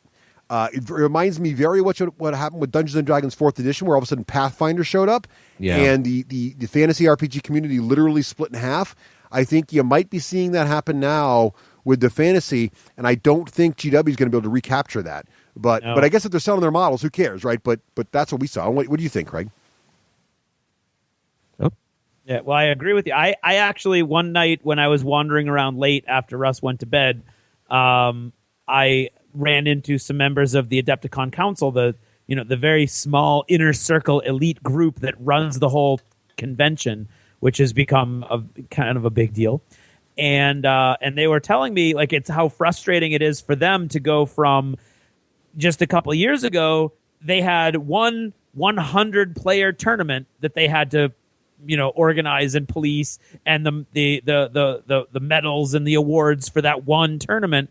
That's now fractured into 3 of these tournaments where you're talking about Kings of War, Age of Sigmar, and Ninth Age. In addition to, he said, a whole bunch of people went from Warhammer Fantasy into Saga, which is why Saga has a much larger presence now out there. And a bunch of those people also went to Infinity. So he said it wasn't just a 3-way fracture. The 3-way fracture is the most obvious because those are the people who stuck with a similar kind of game. But then you also saw this upsurge in these other games as well, where GW used to have a giant dominating presence at that level, and that is in no way no longer the case because they don't even have half of those players. They have less than a third. Yeah. Right. Because if you say they broke it down into what we saw was a third, but then on top of that, add all the players who moved on to Saga, all the players who moved on to Infinity, and Infinity makes perfect sense because that's another rule set that's a little complicated but has beautiful models, right? So if you're really into the game, he's in it, which was another thing that ties in with the War Machine. He said you didn't see a big influx into War Machine. And that's because a lot of these guys are into it because they're these beautiful models and they're these beautiful armies and this beautiful terrain. And that's not where you would. If you're a big fan of Warhammer Fantasy, you're already used to weird, fiddly rules that aren't maybe the strongest rules out there. So that's not what you're looking for. You're looking for a community that appreciates and supports your artistic efforts. Yes, that's a good point. Yeah. So I thought it was really intriguing. Now I honestly thought Age of Sigmar would be better represented than it was. And I didn't think Ninth Age would be there at all. And instead, there it was. I mean, there were probably multiple tournaments over the course of the weekend, but the one time we went in there for any length of time, it was all three going on at the same time. Yeah. And if I could just tell a very quick story that was hilarious, we were walking down the tables and I couldn't tell which game we were watching. And Russ goes, "Well, this is Kings of War." I was like, "What do you mean it's Kings of War?" And he was like, well, look at the way that guy's standing. His footing, his foot placement that's a Flames of War guy. I mean, that's a Kings of War guy. And I was like, what are you talking about? Well, and there's a book on the table right next to him. So Russ had noticed the book. And like elementary, my dear Watson. He went in this stance is clearly a Kings of War player. Only a Kings of War player would stand that way. Or you could look at the book next to hilarious. Okay, move along. Well, the one last thing I wanted to mention was we should say that this data comes from a tournament environment, and one might argue that Age of Sigmar players have no desire to play in tournaments, and so it is stronger than it appears in a tournament format. So we should just throw that data point out there, but it is interesting that we went from one very focused event into several smaller ones. So there you have it. Achievements went way longer than we thought, but it included this in-depth and hopefully insightful Adepticon analysis. It didn't go longer than I thought. You two came back from Adepticon. What'd you think? We liked it. It's awesome. It's my favorite con, bar none. Mine always. too. Mine too. I like the size. I like the miniature. And Craig and I were talking about this too. At my heart, I'm still a miniature gamer. Yeah. So when I'm with miniature gamers and focused on miniature games, that's where my first love is. I mean, I do love board games. Don't get me wrong, but yeah, miniature gaming is my first love. Yeah. I have more in common with other miniatures game players. Even if I don't play your game, I can talk about your painting and the terrain, and so if you think about it, if you're a board gamer, there's a common language that's sort of missing, unless you're going to talk about mechanics, I guess, or components. Yeah, I never thought about that. You're right. Yeah, across the board, I can talk to a Saga player and be like, oh my God, that's awesome. Where'd those guys come from? Is that historical? Oh, wow, the terrain is awesome. How'd you get that water effect? Oh, those sailboats are amazing. Yeah. Across the board, actually. Anywhere. It's and so generally speaking, it's also people who appreciate the same sort of things I appreciate as far as the aesthetics go and stuff like that. So, and just being able to see all these games that sometimes you can only just hear about, but you're seeing them all in these living, breathing environments is amazing. And the vendor hall is very much keyed towards miniature gamers, so it's kind of it's cool. And everybody has their passion for their miniature games. So you can really see them painted, and it's beautiful, and Adepticon supports that, and yeah. Oh, and all the costumes and everything is just really cool. Adepticon, they do a con right. They do. So and you can get around. Yep. You can get around. Oh yeah, it's not nearly like it's nothing like Gen Con experience as far as crowds go. Yeah, right. Not bad. No. Cool. So is that achievements? That's achievements. That's it. Whew.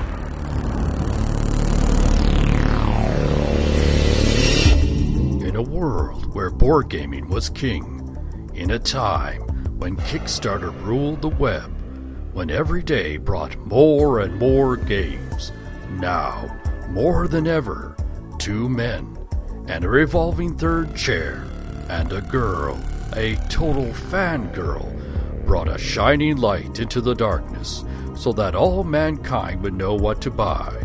They are the D6 generation.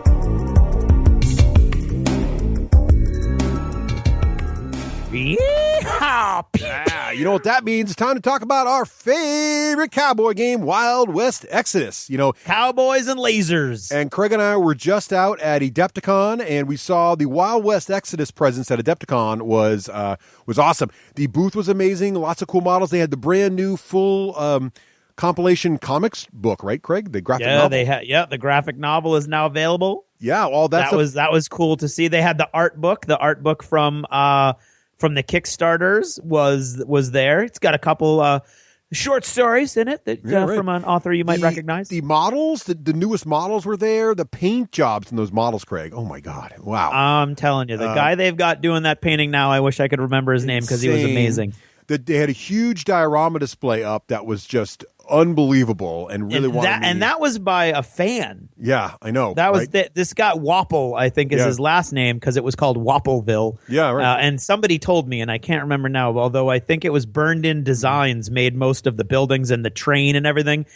it was unbelievable. The terrain was amazing. It had all the models from all the factions in a big giant battle scene. The paint jobs were amazing. The paint jobs were incredible. The lighting effects. I mean, it was awesome. And you can tell a game to engender that kind of passion has to have a great background, great models, great rules. And Wild West Exodus has all those things. And if you haven't tried out Wild West Exodus, man, I tell you, Craig, I want to break my stuff out again. It got me so pumped to play again. Me too. Just a great looking game, great looking models, and I love the universe. I love the stories. And now there's how many factions now, Craig? There's a whole bunch. I think there's more than 10. More than you can 10, count. 10, around 10. I don't know. There's a whole bunch. There's a lot. And the rules, we should say the rules are available online for free at wildwestexodus.com, so you can check it out. Check it out. See what you think before you buy. Check it all out. So head on over to wildwestexodus.com for all the latest Wild West Exodus news. Pew pew! Yeehaw!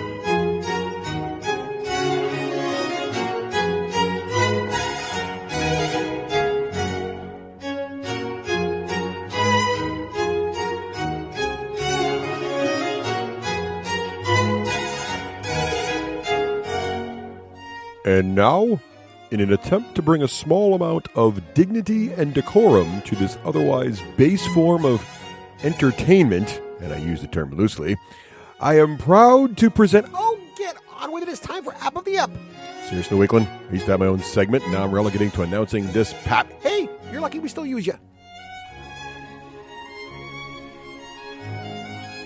Hey, and welcome back to another App of the Ep. This time around, I have another AAA title I want to talk about, and that is Quantum Break, the new hotness on the Xbox One. Now, Quantum Break was one of the big titles that was supposed to be not necessarily launch, but near launch of Xbox One. Got delayed quite a bit. Now it's out, and the question really is, a lot of us were wondering was it going to be good? Did they have to go back to the drawing board with it? It was very...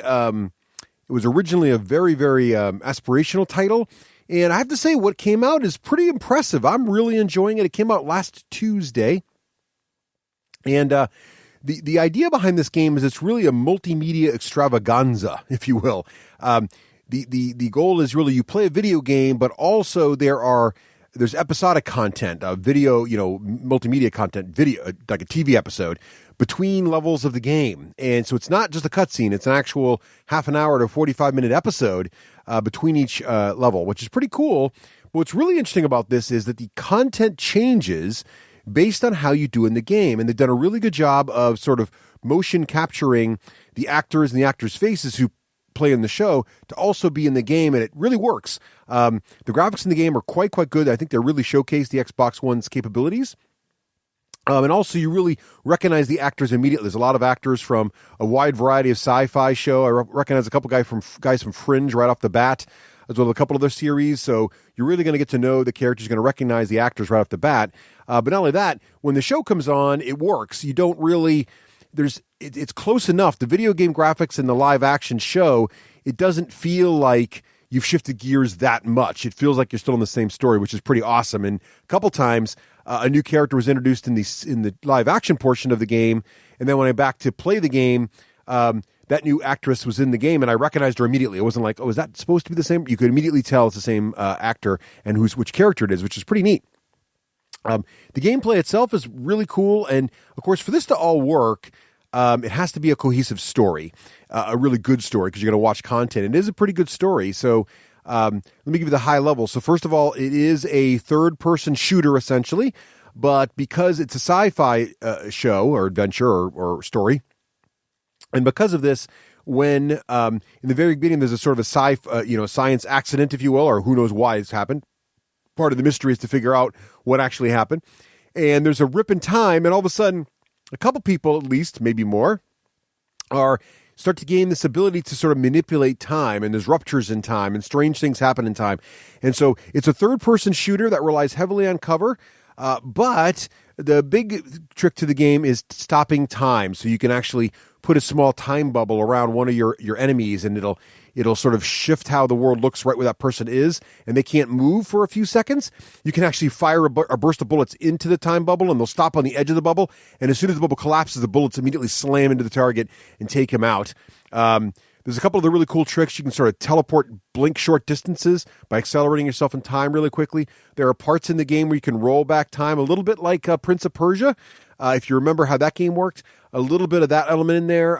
But it feels very unique. It feels very, very well done. And the story, for me at least so far, is pretty compelling. I'm in the third act of the game, and so far I'm really interested to see what's going to happen next. And there's a good balance, even in the gameplay itself. They really spared no expense on the voice acting. So I would say even while you're playing the game, there's almost equal parts of shooting action and then dialogue and story happening continually. So you really feel fully immersed in a movie, if you will. And this is even magnified by the fact that the shorts between each part of the game, well, I shouldn't say shorts, the episodes between each part of the game also continue that story in really cool ways. And what's really neat is as you're playing the game, you can discover little optional things and choose different directions, and that will impact what parts of the show you see. It'll even insert bits into the show, but it's very seamless. You don't even know what's happening there, where it starts and stops, except because there's parts in the game where there's like little icons glow when you do something that'll affect the episodic content. So really impressive. I have to say, this is a really interesting game. It could be the kind of game that gets people to buy Xbox Ones, but even if you own an Xbox One, you should really check this out. It is Quantum Break, a great new third-person shooter for Xbox One. Thank you for listening to another scintillating edition of App of the App, a segment in which, Hey, less of that. More just getting on with the show. seriously, Wakeland, you are like school in summer. No class.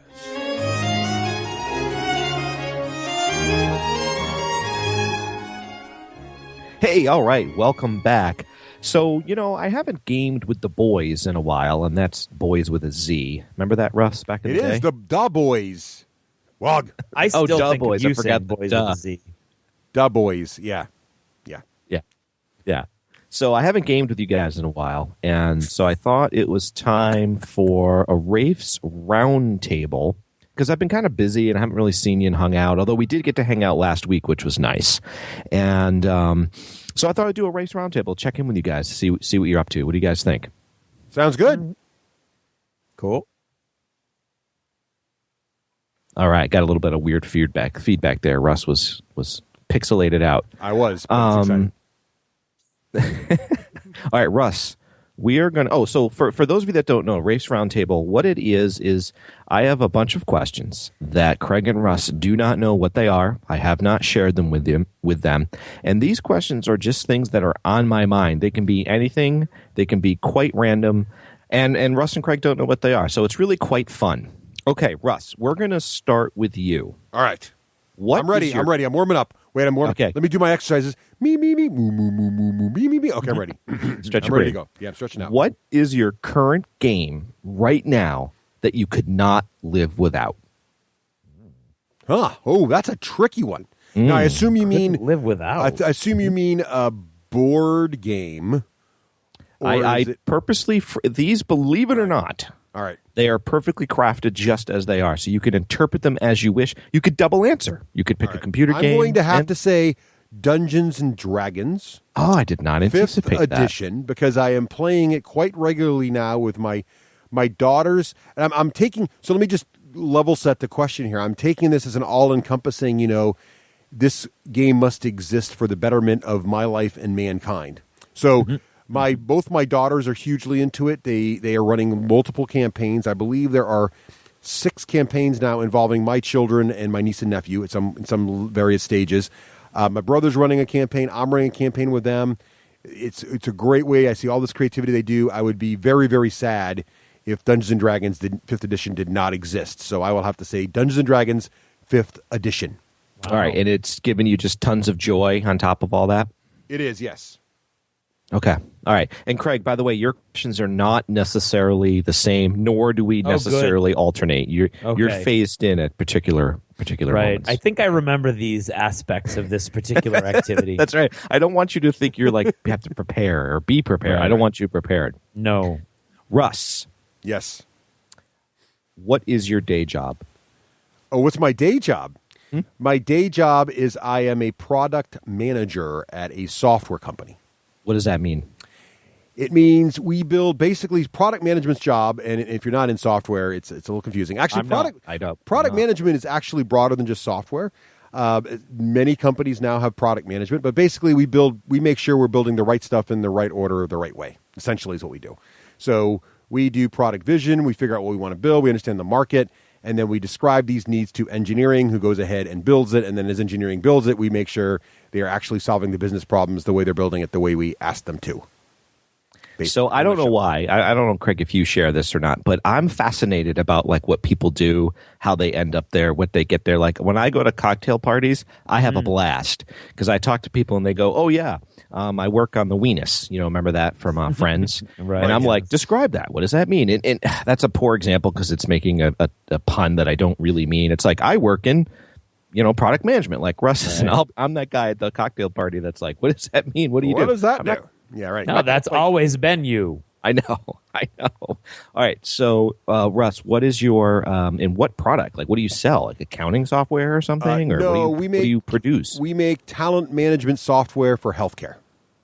Talent management. What's that mean? You doctors log into this and you manage them? I don't get it. Well, not you, but the product. Mostly the HR department uses our software, but not entirely. So, basically, if you helping hospitals recruit the right people, and then help them develop those people, engage their workforce, and then also train their people. So we sell the learning software for hospitals. We sell the software that people do their performance reviews and everything else in the hospital, and then we also sell the software involved in hiring and recruiting people for hospitals. Basically, anybody who works at a hospital. But the primary users of our software are, on the recruiting side, are healthcare people. HR people, but anybody in the organization might use our learning software or our talent management software. I had no idea. I somehow thought you were still over in like different technology or something. Well, it's technology, but it's technology with a very focused purpose. Yeah. Is a cyber Viking. He goes from village to village and he pillages it and he camps out there for a while and then he goes on to the next village. So in the 90s when everybody could just switch jobs and get like a 20 grand raise back in the day, the heyday of the internet, we actually used to joke with ourselves in the technology field that we were all Vikings and our plan was to plant foot, throw torch. That was always the plan. And then we'd go off to a new job and make more money. Well, I think you forgot grab a bag of gold. Right, bag of loot. It's Craig, not quite the same as it used to be in the 90s, but that's how it used to. Craig, that's not our old profession, is it? No. All right, Craig, I'm not ready for you yet. Plant flag. Grow moss. Owe money by the time you're done. Yeah, exactly. Yeah. And have people in newspapers think your job is the easiest job on the planet and can't everybody get summers off. You forgot that. Yes, right. All right, Russ. So sometimes I think we as a people, as a society, at least here in the U.S., we don't really like brag that much. And you certainly don't either. I've never heard you brag. So you get to brag here. Uh-oh. Share a proud moment that happened at your job. It could be current job, past job. Gaming. Oh, well, No, it's not about gaming. These are about questions that I've wondered about. I warned you at the beginning. Which is odd because he's like, we haven't gamed for a while. So I'm going to ask you about work. No, meaning I meant we haven't hung out. Oh, right. Okay. That is true. Although we did have dinner the other couple weeks ago. This feels like an interview. A proud moment at my job. Mm-hmm. I would say the proudest moment is when, this is going to get all mushy, but my team at work did something special for me. I won't get into the details, and really showed how much they enjoy working, being on my team and working with me. And that meant a real lot when they did that. That's cool. So knowing that my team really likes working with me and do the kinds of things we need to do to get the job done together and still are friendly and get along is means a lot. So that's what means the most to me. Yeah, and just FYI, just so you relax, I'm not going to pry. You get to answer as deep or as shallow as you want, and I don't mean that in a bad way at all. I'm not going to pry into that. So I just wanted to make you feel safe thank about you. that. I appreciate that. Did you ever win any awards for work? Like, are you known as the premier software? Our company or me personally? You, Russell. We were nominated actually for the Boston Prodies recently, which is the product management awards for Boston for innovation in product management, and we were nominated for that. So we were very honored to be nominated. We did not win, unfortunately, but we were nominated, so that was very nice. And In prior jobs, I have received awards for doing good things like that. But again, I don't need to get into details of that stuff. But I was very proud for the team that we got nominated for this, and it meant a lot to me in the organization to be recognized because we've made a lot of big improvements in our product management department, and it's been nice to see that get recognized. Okay. Last job question for you, Russ. All right. What do you like most about your job? Actually, I lied. There's two. You can anticipate the next. You're so cheating right now. I don't like the rules of this What do you like game. most about your job? See, trust me, people are going to come up to you at conventions and be like, Russ, that was the coolest segment. Trust No, me. they're not. What was Granger talking about on our work question? Nope, they will. They like to know the man behind the gaming legend. Oh, geez. I forgot what the question was. What was the question again? What do you like most about your job? Oh, well, I'd say what we get to do, and this is going to sound cheesy also, but I feel pretty passionately about it. So I've had a couple jobs in my career where what I felt I did actually matters a lot. Mm-hmm. One time, right after 9/11, I got an opportunity to work with the U.S. Navy on submarine maintenance software. And that meant a lot to me because just where the country was, what had happened, being able to help a little bit with the military felt really good. Now, with this job, I like it because we're helping literally get the right people in the right places in hospitals to save lives and help people get better. So it feels really good to do that and to get the feedback from our customers of how much our software helps them get those jobs done because it really is the heart of what makes the hospital work. So we feel really good about that. When you were working on subs, was that like software? Yeah, we did. I can't tell you too much because I then you'll have to kill me. Secret clearance at the time, but I can say that we worked at SubMep, which is a place up in Portsmouth Naval Shipyard where they do a lot of the submarine maintenance. And so the software I did, what was classified about it wasn't that everybody knows we maintain submarines. What was classified about it was people didn't want to know where certain subs were and where they weren't. So that was the part that made it secret. But basically, we did the software that printed out and organized all the maintenance for submarines, which is pretty complicated because if you think about a submarine for a minute, the corridor is, so this is kind of gaming related because every geek likes submarines. So in a sub, it's a very narrow, basically single passage through the center of the submarine. So if you can imagine all these contractors going in to try to quickly and efficiently maintain the sub, you don't want the electrician trying to go down there and getting stuck behind the plumbing dude who's doing work in the middle of the sub, and the electrician needs to get to the end of the sub. So you need to organize the maintenance work in such a way that it can be completed in the right order so that they can efficiently do all that work and people aren't bumping into each other. And so our software, amongst other things, helped organize and schedule the work orders in such a way that all the people got in and out of the right sequence so the subs could get in and out in a reasonably efficient pit stop type manner. That's like a Euro game right there. It was kind of like a Euro game, yes. Yeah. Did you get to go on a sub? Sadly, I joined the project right after all the submarine tours happened. I was really bummed about that. Although I did get to go in the Naval Shipyard a lot and meet with the folks, and so I got to see a lot of submarines from a distance and even close. But the actual tours of the classified nuclear submarines, I did not get to participate in, which was too bad because that sounded really cool. And you don't have, as far as I know, unless it's still top secret, any military experience. Was it hard for you to get that clearance as a civilian? Secret clearance, well, they do a full background check, of course. What made it a little easier was my parental history, actually, my parents' history. So my father being career Army definitely helped. It did. I wondered that. It did help.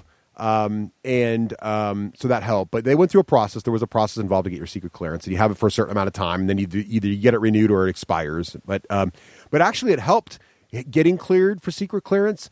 Looks good on your resume also because it means you are not a serial killer. Other things like pretty that. Trustworthy. So so it's a good.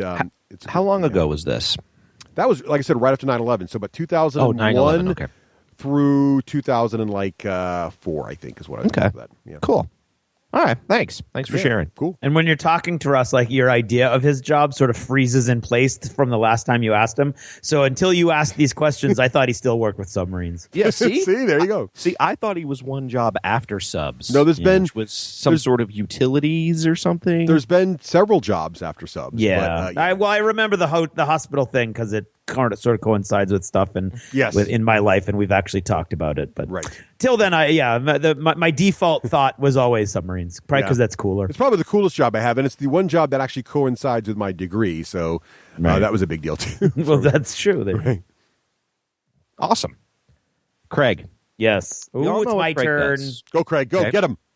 We know what Craig does. Craig is a teacher. Okay. He's been a teacher for many years. Officially known as an English teacher. Do Theater you teacher, also actually. officially known as drama? I'm too? officially known as a theater and speech teacher, but due to the needs of the district, I teach English half the time. The needs of the district outweigh the needs of the one or the teacher. Seriously, by the one, yes. Right. Okay. Right. Okay. You will always be my friend. My friend and teacher and mentor. You will always be my teacher. Right. All right. So we're back in the day. We're young back Craig. in which day? Okay. Okay. We're young Craig. Yeah. You've graduated grad school, and I believe you're in Florida. That's where I was when I graduated, yes. Yep. You're doing theater. Yep. And how'd you end up a teacher in Milford? Oh, you want to know? It's kind of an interesting story. That's why I asked. Okay, I don't know if I've ever talked about this before on the podcast. I got a job. My acting professor was a guy who was actually in real life as a director, and he really liked me, and he got me a job at the Lost Colony, which is an outdoor theater that goes all summer long in North Carolina. And because the job itself was relatively easy but didn't make a lot of money, although room was included, so you had this half decent apartment, but like right on the water on the outer banks of North Carolina, so that was cool. Nice. So to kind of give myself a little more money, I was taking additional jobs locally, like in the acting sort of vein, and so I was working for the National Park Service, actually, Of all things, wow. as a tour guide and performer, and so I actually got to dress up in a costume and armor, and I used to give speeches about the weapons of the Elizabethan period and the tactics that so all that cool kind of stuff. And so I was kind of actively involved, not just at the acting point, but in the administration and the directing and stage management side of things also, because I just kind of like keeping busy. And over the course I worked that job for 2 summers. So I was in that job right after I graduated. I didn't really know what I was going to do. I really enjoy acting, and I really hate auditioning. And I was 25, so I started a little later. And so I was 25, and I really didn't want to tour around the world. I was starting to get, I kind of want to go home. And all of my friends were still in southern New Hampshire or northern Massachusetts. And so, and all of my family was still here. And I didn't really look forward to either trying to make a go of it in New York City or tour around the country and just move around all the time. I mean, I think that's like a cruise ship or something. That wasn't or really, if you're going to be working in theater, you're either going to be really, really lucky, really, really fast, or you're mostly going to be traveling around for the most part. Whether it's on a cruise ship or you're doing national tours, if you're lucky, or regional theater in different places. And none of that really appealed to me. But at the same time, I was like, well, I don't know what else I do with this degree. And the stage manager, the way theater works, your director directs the show mainly through the rehearsal process. And then on opening night, he's done. He goes there for the party and then leaves.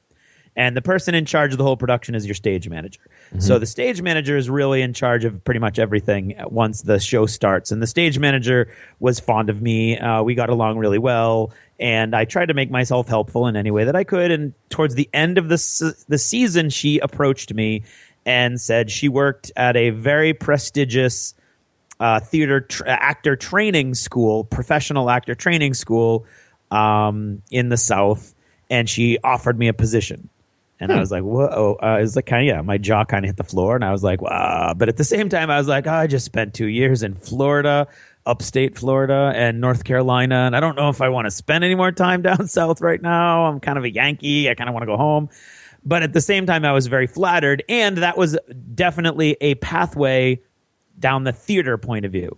If I was going to be an actor, that's the way I would have gone. And that was an awesome way to go. It was like a huge opportunity. But I was agonizing because something was holding me back from when you get an offer like that, you're supposed to be like, oh my God, yes, that's amazing. That's like a life altering opportunity. Instead, I was like, oh, let me think about it. Oh, did you blow it? No.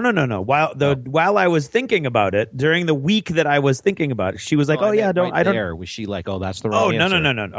No. In real life, anyone who really wants you to work for them and cares about you as a human being isn't going to pull one of those movie stunts and be like, oh, you didn't want it at the moment. It's not like the Devil Wears Prada is, maybe you'll run into one of those in your life. I don't know, but I never have. So while I'm waiting, I get a phone call from my hometown, and my theater teacher actually had become the principal, which I thought was hilarious because he's like the least administration-like person you'd ever meet.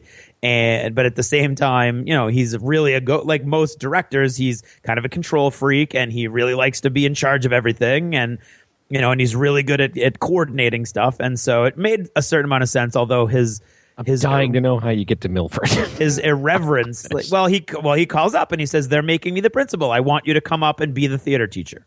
Oh. So he was and has always been the number one mentor in my life, and a person that I've always looked up to, and so I was like, oh my God, so that option was right there, dropped into my lap. Either I continue on in the acting vein, or I go back home, which is kind of where I wanted to go. And I was in a relationship that had lasted for a couple years, but was kind of winding down, and I didn't know where that was going to go.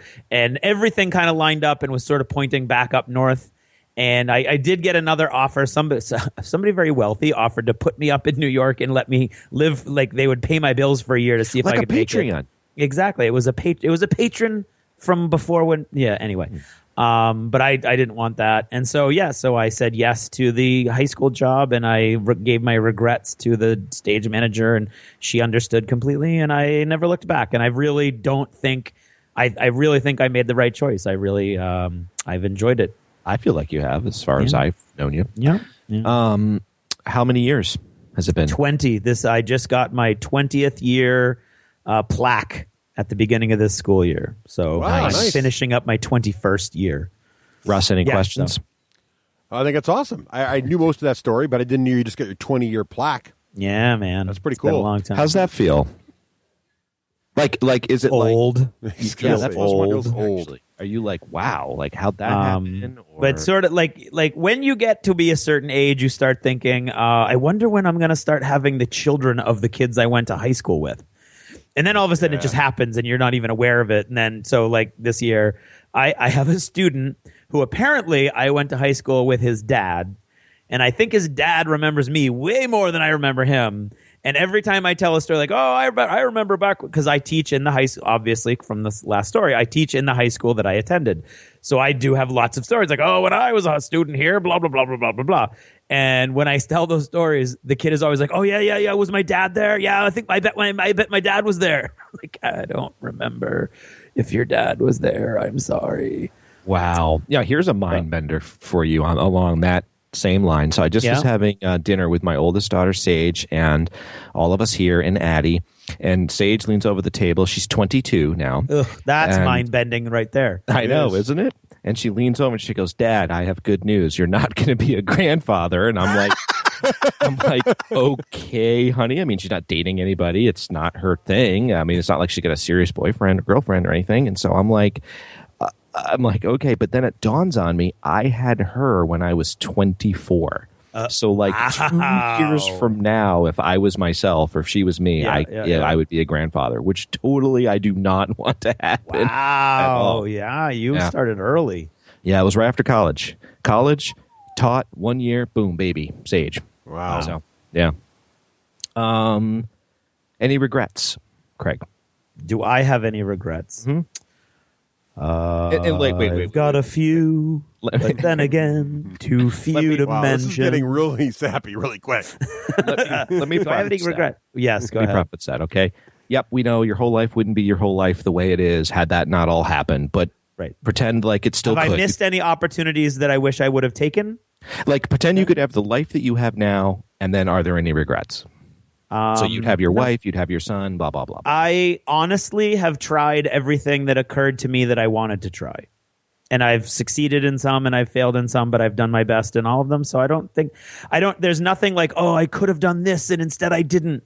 I mean, I've traveled the world. I've gone all over the country. I've done all kinds of things. So I think I would be very, it would be a thankless or a graceless response for me to think like, there's nothing. No, there are no regrets as you are suggesting in my past. Okay. Russ, how are we doing on time? Doing good. About 23 minutes. How much more I got? You got about another 15 to 20 minutes. That's it? I have a lot more questions. Well, we can go long if it gets exciting. Go. If it gets exciting, Craig. we go. Yes. Greg, I'll skip the next question I have, which was a duplicate of Russ's, so it's boring. Okay. Okay. You've got some hotness going on here. Now, okay. Now I'm sure you're going to, you've told us this in achievements and other places, so you have to give us the summary, but what's up with this Marvel minigame? Well, why has it grabbed you? What are you excited about? What can you share with people about it? Honestly, it mainly is that I know that that Russ's brother John loves the X-Men, and Pete, our friend Pete, loves the Avengers, and Joe loves the X-Men and the Avengers, and Russ will play anything, so he's easy. Well, we know that he's a game ho. Exactly. And I love Guardians of the Galaxy, so I'm always looking for a I'm always looking for a minis game that I can get that group of people excited. Not Russ, because you can always get Russ excited, but the other three, it's very hard to get them focused and excited. And here's how you can get Russ excited. Russ, what? There's a board and there's a cool box around it. Sign me up. I'm done. I'm in. All right, fine. But so there's that, and so it was the way it fit into the group that I'm trying to game with. That having been said, their Batman minis are awesome. I'm not a big Batman fan. Their Spider-Man minis are awesome. I'm not a big Spider-Man. Actually, Spider-Man is probably right next to Superman for my least favorite superheroes of all time. Sorry, I know, but there you go. I just got to tell. I speak truth to power. Truth. And so I mean, I think that it's got some potential, and I love the movies. It comes down to the movies. We bust on something more. I do. We bust on Russ as we just did for loving all games. I think there's something with you and not just mini games, but this kind of mini games. I think you like correct me if I'm wrong. Yeah, skirmish level, or maybe even games that might be a little bit on the edge. Maybe not mainstream or whatever. Super popular. Like if it's super popular, you might be like meh.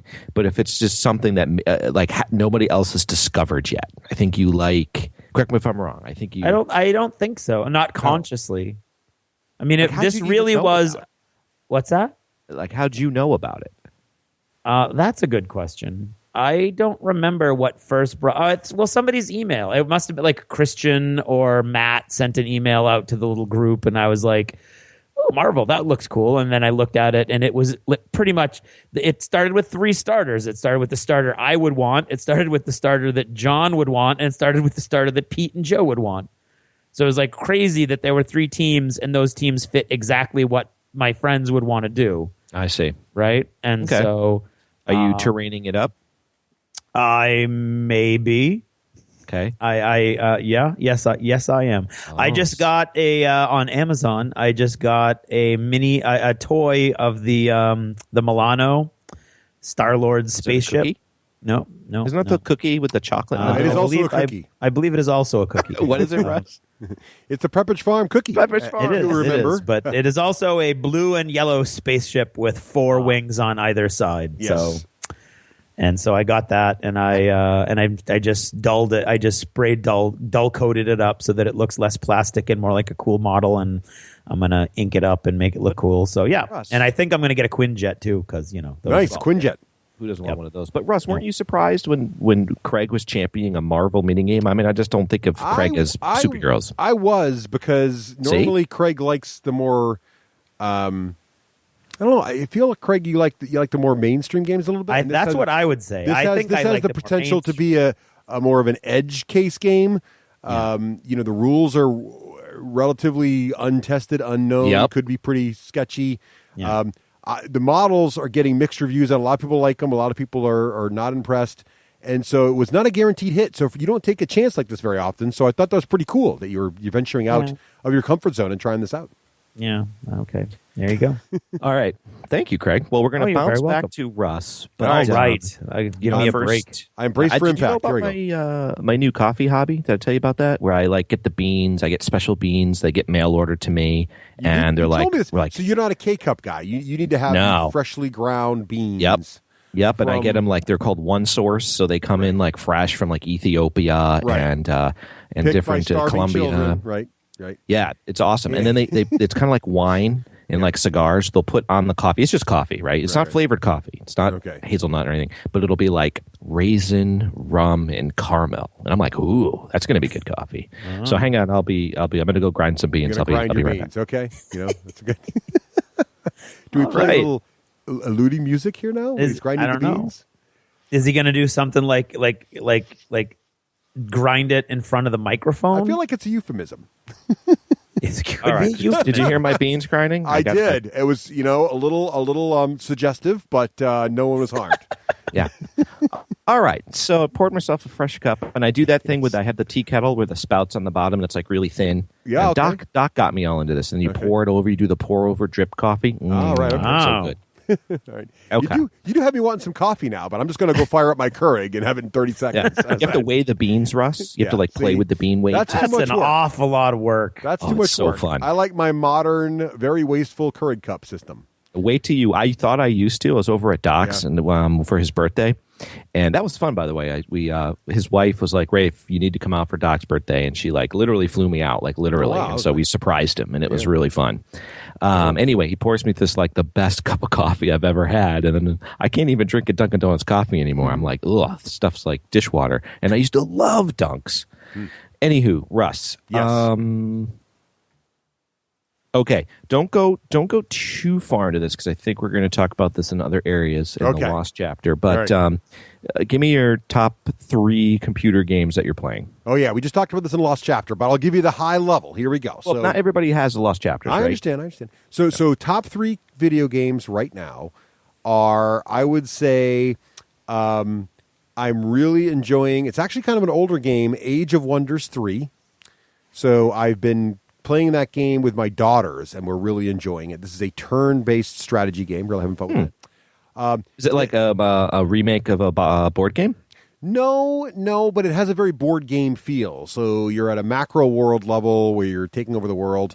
But then when you battle, it's like Warhammer Fantasy Battles with whole armies and units and archers and dragons and everything.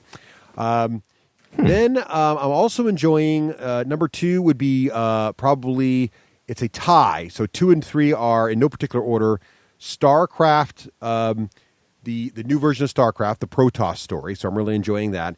And then XCOM 2, which is the new installment of the XCOM series. Also really, really enjoying that as well.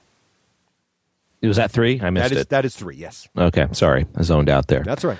Trying to keep it short. I only heard 2. I was like, well, I think it's because I was stuck on Age the of Wonder, XCOM, and... XCOM. Sorry. and, I was yeah. I was thinking about the Age of Wonder. I'm like, are they minis? And but anyway, we'll get into that. So we have gotten into it. You got to Depending listen on to the the Lost time chapter, right? You got to listen to the Lost chapter for more details, right? All right, Craig, we're going to bounce back to you. Okay. And then we're going to end with Russ because I feel like Craig always ends, So we're going to end with Russ. We're gonna let Russ have the last word. I get the He last is a very- word? Ooh, I'm that excited. fits fitting. I'm not really a closer. Yeah. Craig, Yes. favorite ice cream? I can't answer that, but I can give you a family. I like chocolate and strawberry and pistachio, and it depends on what mood I'm in. I And can answer usually, that. quite often, I will combine chocolate and strawberry. There is only one correct answer to this question. I'm not asking you, Russ. Okay, fair. Sorry. You don't get the ice cream. Russ Darn is like a food snob. He doesn't get to answer my food questions, or I'm leaving. I'm going to go grind some coffee. Craig. Is that a euphemism? I think it is. It's not. All right, Craig. Yes. Now, what's interesting is I'm only asking Craig this question, and I'll explain why. I'm getting gypped to good questions. Ice cream? Come on. Softball. What are you looking forward to at Adepticon? Keep in mind that due to Eddie's in the space-time continuum, Adepticon, by the time you hear this, was a week ago. Yeah. I'm looking forward to the pizza and the people Yes, in that order. and the gaming Yes, in that order also. and the merchant, the vendor hall. Still the correct order. Yeah, and that's the order. I'm putting got the it. order: Yeah, I'm with pizza and the people, Right. and then the gaming, Yes. and then the vendor hall, and then probably some more gaming. Right. Yeah, okay, but you're Craig, right? We know that Yeah. you're going to get to the convention. Yeah. You could be all conflicted. Is it Fender Hall first?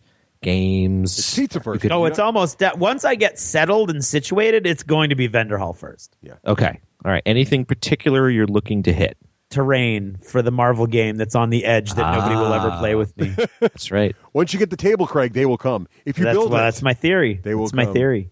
How many hours do you think you'll spend in the vendor hall? Because I'm not saying any shame to Vendor hall Adepticon at analysis. all, but it's not a Gen Con level, vendor hall. No, but I probably dip my toe in there like an hour or so a time each day and wander around. I mean, I'll do one really in-depth pass and get pretty much everything I need fixed in my head, and then I'll just start agonizing over where I want to put my limited funds. Mm-hmm. So that's basically what happens. That's the best part. That's the best part. Is my to have big you- goal is to Yeah, not please. let Dave talk me into any skirmish miniatures games. That's my big goal. What's the over/under on that?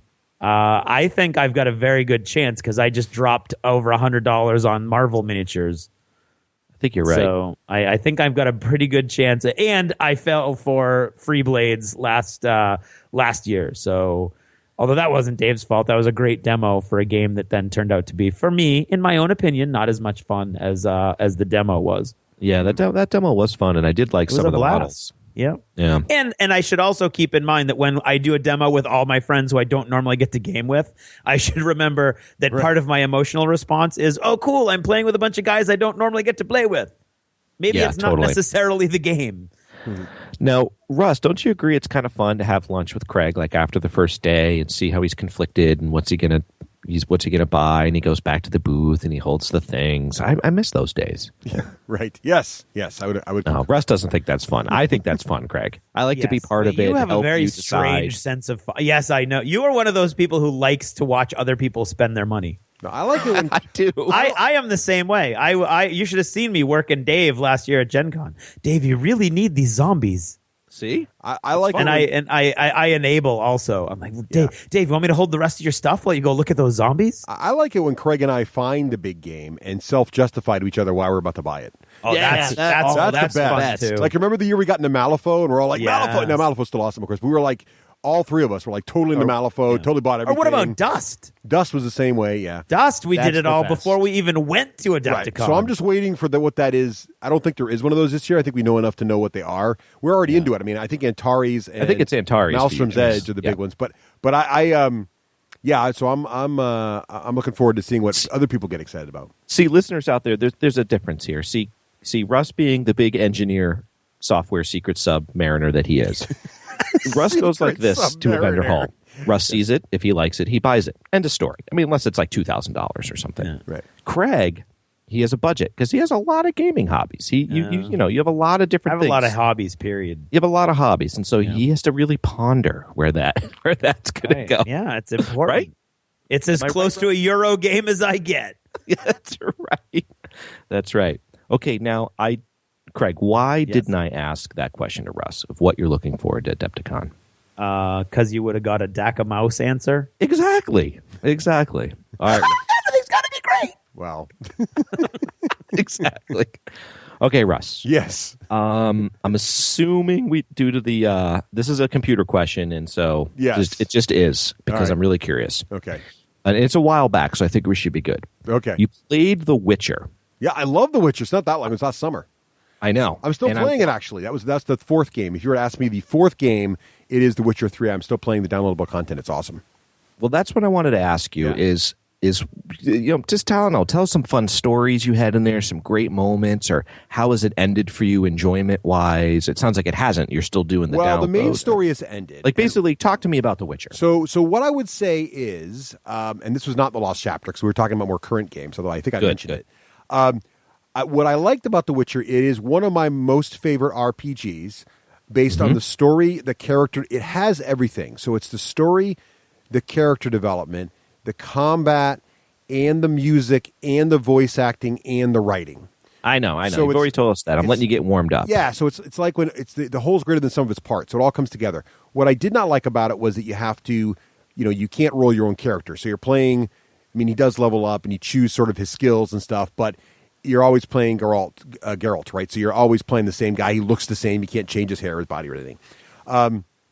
That said, it's so good. And I think most of my enjoyable moments came from the emotions I felt at different moments of the game. Describe one. Like, okay, so this is kind of a spoiler, but it's kind of not. So there's a moment when there's this witch you're dealing with, a female sorceress, and she is not like the classic evil, ugly witch. She's a female sorceress. You've been friends with her on and off throughout the game. And she... What's her name? I forget. But she steals something from you. Okay. And it's something very bad and very powerful. And you can choose to either let her get away with it or tell her, I can't let you leave with that. And I told her, I can't let you leave with that. And we fought and I killed her. And I played on that way. And her death haunted me for like a while. Like it really bothered me. I had to kill her. And the moral decision of having to kill her really, really like bothered me. Like when you're reading a book and you have an emotional reaction to your favorite character dying, it was like that. And so when you can do that in a video game like that, I was like, now that doesn't have to happen, by the way. You can choose another path and she lives. Because I researched it after I did it. I was like, really? But other consequences occur if you do that. And, it may impact the world. And the world can change radically based on some of the things you do. There's another moment in the game, and I won't spoil this either, but you try you can. Give a spoiler. Okay, so spoiler alert 2. How long? There's a part where this man's, this Baron, his whole situation with his family, and you do a bunch of research, and you figure out what happens to his family and why they left, and he ends up hanging himself if you tell him all the truth. Like, he freaks out and he kills himself. Wow. So it's like these very powerful moments where you're like, did I do the right thing? Was that even the right thing? And then the thing about it the most is the Witchers. They are... well, I don't even really know what a Witcher is. So the Witcher is this... So, okay, we got to do some backstory. So, basically, the game's taking place in medieval times, but there was this alignment of planets not that long ago that brought magic into the world and monsters into the world.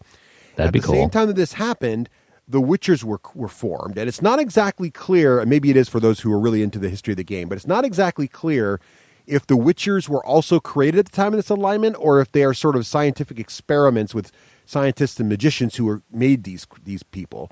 But they look like humans, except for a couple distinctions. One, they have these gold sort of cat-like eyes.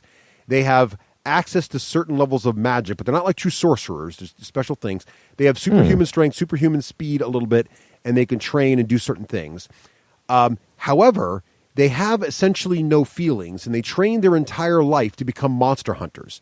And they go around ridding the world. Are they born this way or they become this way? They're trained to become it. So they're not born this way. You take a drink and it's like this whole process where you become a Witcher. Now, what's interesting about it is that when you go hunt these monsters, you're doing the world a service, but you don't do the service for free. So the Witchers have no emotions. Their deal is, we come in, that griffin's flying around the city and stealing your children and eating all your food and destroying your crops. Great, that's 200 gold. You got the money, I'll take care of it. You don't, tell me when you do. It's that kind of thing. Neat. But there are moral challenges in the game where you can start to steer away from the Witcher's code, which is always take money for work. And so you can play the Witcher more of a friendly guy or stick trick to that code, and there's consequences for that. So there's all these different consequences that are happening. And it really just... I know other games have done it, but the way The Witcher does this is really, really good. And it's very dark. It's Games of Thrones level. It's very grown up. There are some very overt violence, overt sex scenes and everything, but it's done in a way not quite as gratuitous as Game of Thrones, but it works with the setting, what they're doing, and it gives you more attachment to some of these characters you have to make serious choices about. So it's really it's just a great storytelling medium. Wow, they really I want to go play it right now. Yeah, I highly recommend it. It's my favorite RPG. It's been on my list. It's just too many games, as we always say. Yep. Is it available on the 360? It is. It's on the. I don't know if it's. I played it on the One. I think it's on the 360. It's also on the PC and it's on the PS4, so you can get it everywhere pretty much. Craig, any interest? I read all the books. There you go. See, I love the story. Yeah. So, any interest on the 360? If I start playing games like that on the 360, then I've got to give up some other major chunk of what I'm doing, like writing, and I would rather not do that. I'm having a hard enough time balancing gaming and writing right now. I'm not going to pick up. And by the way, the books. It's almost like the books are another story in the same world, and things that happen in the books inform what's happening now. But the books don't tell the same story as in the game, and the game doesn't. The game still fits into the universe described by the books, if that makes sense. I like that. So, like, the events cross over from the two, but they're not necessarily linear or required, but they're really enjoyable. You just fall in love with these characters. You fall in love with all of them, and there's all these different recurring characters. All of them are sometimes Geralt's friends, sometimes they're his enemies, and it's just really, really good storytelling. Oh, okay. That sounds good. Yeah, That's what I was looking for. Hadn't talked to you about it in a while. All right, Russ. Well, you get to end with your favorite ice cream. Ooh, excellent. So my favorite ice cream is by a ice cream stand owned by a New Hampshire family. It is Hayward's down in South Nashua. There's also a Hayward's in Milford. The Nashua one is better. I will brook no argument on this. The best flavor is only available one time of the year. It is in the fall, and it is called Southern Apple Pie, which the Southern Apple Pie ice cream is a French vanilla ice cream with chunks of apple and graham crackers put in there. And I'm telling you, it tastes just like you're eating apple pie. It is amazing. So highly recommend the Southern Apple Pie at Hayward's in Southern New Hampshire in Nashua. That is my recommendation. Okay, what's your favorite ice cream flavor, like at Friendly's? Well, I'm a vanilla guy, not a chocolate guy. So if I got to go strict up, boring old flavors, I'll go with that. No, not boring. I mean, they have the Baskin Robbins. If I have access to cookie dough, or cookie dough usually is one of the ones. Yes, you have access to cookie dough. This is why you weren't going to ask him this question, Raef. You know what? Forget it. It's over. Right. It is over. Hayward's or nothing. Has now ended. Thanks for participating. Right. How's the rest of the Willy Wonka go, Craig? I don't know. I said good day, sir. Let's go. Yes, I say good day, sir. And I will say it again. Good day. This is Total Fangirl. Regular Jane most days, total fangirl when the moment strikes. Han shot first. Starbuck is a guy. And Lestat, now there's a vampire.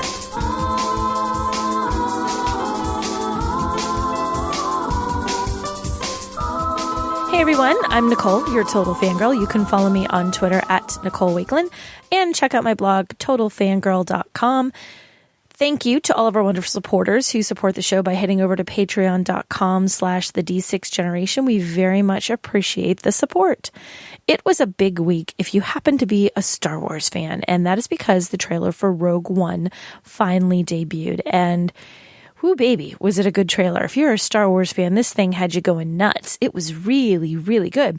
And everyone's really excited to see what almost looks like it's going to be sort of a darker, grittier version of the Star Wars universe. And to hear some stories that we never really heard before. We know where it happens in history, but it's sort of like the time that we didn't get to see. So it'll be neat to see what happens with these pilots and with the rebels sort of becoming the rebels. And I'm excited about it. But one of my favorite parts about the whole thing are the arguments that this trailer has started everywhere online, particularly my Facebook page. There's some marvelous nerd-tastic discussions happening on Facebook amongst my friends about who the different characters that we're seeing are. Now, the extended universe was thrown out. They said that when episode 7 came out, that it doesn't matter anymore. Any of that stuff that you read in the books, it's not true. But if you paid attention to the movie, you'll see little bits and pieces of that universe kind of made it into the movies, sort of tweaked and modified, but you could see how a lot of those stories may have sort of helped inspire some of the events in the movie. So you can't help but wonder if the same thing's going to continue to happen. So people are trying to decide who's who and what's what, and are we seeing, glimpses of the future that we have characters that we know, or are these characters from the extended universe? My favorite one is Admiral Thrawn, because he was amazing in the books, for those of you who read the books, but he was an alien, and the guy that they think was him is clearly not an alien, or he looks human anyway, and he shouldn't if he was from the extended universe, but then maybe they changed it and it's him, but the change is that he's kind of human, or looks human, or did something to be human. I don't know. But if you're a Star Wars fan and you have not yet seen the Rogue One trailer, What on earth are you waiting for? And what rock have you been hiding under for the last few days? Check it out. Let me know what you think. And I'd be really curious to see if you guys think that that could be Admiral Thrawn that we're seeing in the white capey, cloaky thing looking all so imposing.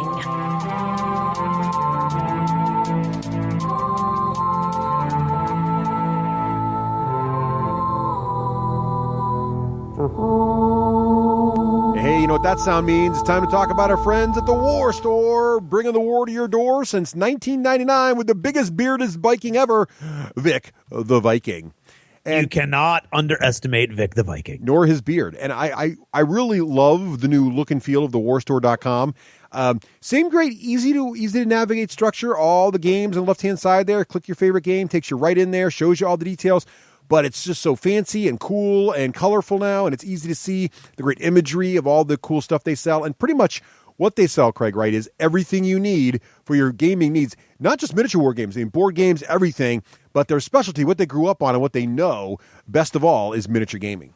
Yeah, you can't underestimate the mastery of their miniatures gaming expertise. Everything from new games like Team Yankee to old favorites like Games Workshop, Malifaux, basically everybody, and they break it down for you in genres. You can tell right off the bat on their homepage that miniatures are where it's at.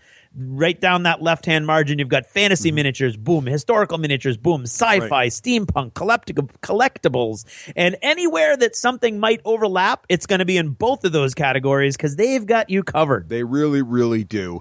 Best prices on the internet, but more importantly than that pricing, you're going to be amazed by their amazing service. They take care of you. They make you get sure you get what you need, and you'll always want to come back for more. Making thewarstore.com my first place I go whenever I need to read or order any gaming stuff online.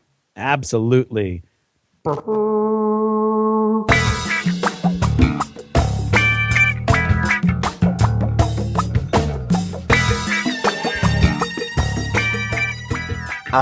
Raef, Hollywood Granger, and this is the Hollywood Minute.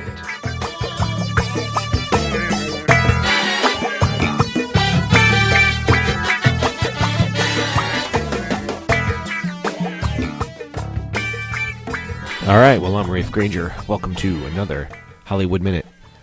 Well, I've been on the show for this one, so unless we're out of phase here, because I feel like I don't have too much to talk about. Well, all right, let's talk about Black Desert Online, I guess. I've been enjoying that game, thanks to Ryan.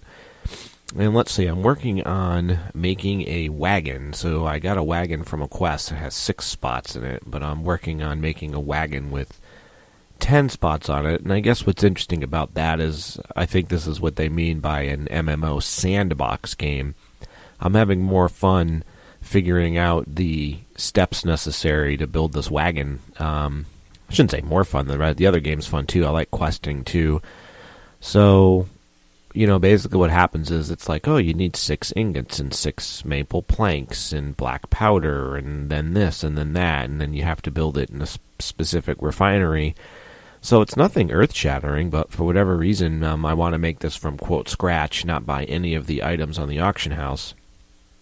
So it sets you on a certain if-then path. So in other words, I need to get iron ore, so that means I have to go get the pickaxe, and I got to go find the iron ore, and then I have to get the iron ore, and then I have to go smelt the iron ore, and of course you have to have the right level to do that. And this game is kind of neat. It has a neat not calculator, governor, in the ways that I mean a governor of like you put a governor on a golf cart so it can only move so fast. And this game has energy, and so your character, when he chops wood or he cooks or he does other thing, he uses up energy. And that's so that gold farmers can't pop on, play 100 hours a day, craft 100 million iron ingots and then put them on the auction house, and they're worth nothing. So it actually makes it kind of fun. In other words, like everything that we're building and crafting and that you see in the marketplace, someone really had to earn to have it, to own it. They either had to earn it by making a lot of money by doing one of the ways to make money in the game, or they went ahead and crafted it themselves. And so it does have that kind of special feel to it, which is kind of nice. So, yeah, and other than that, like I said, unless you're going to unless this Hollywood Minute's being attached to a show behind, I've lost track of the order. You kind of heard everything I was doing, so I don't want to repeat it here. So sorry the Hollywood Minute's so short, but I feel like I don't have much else to say. I've just been doing a bunch of work. I did not go to Adepticon, so I don't have any Adepticon stories. Did play D&D, but you heard about that, and that was fun. And, yeah, that's my story. Haven't even seen any interesting movies of late.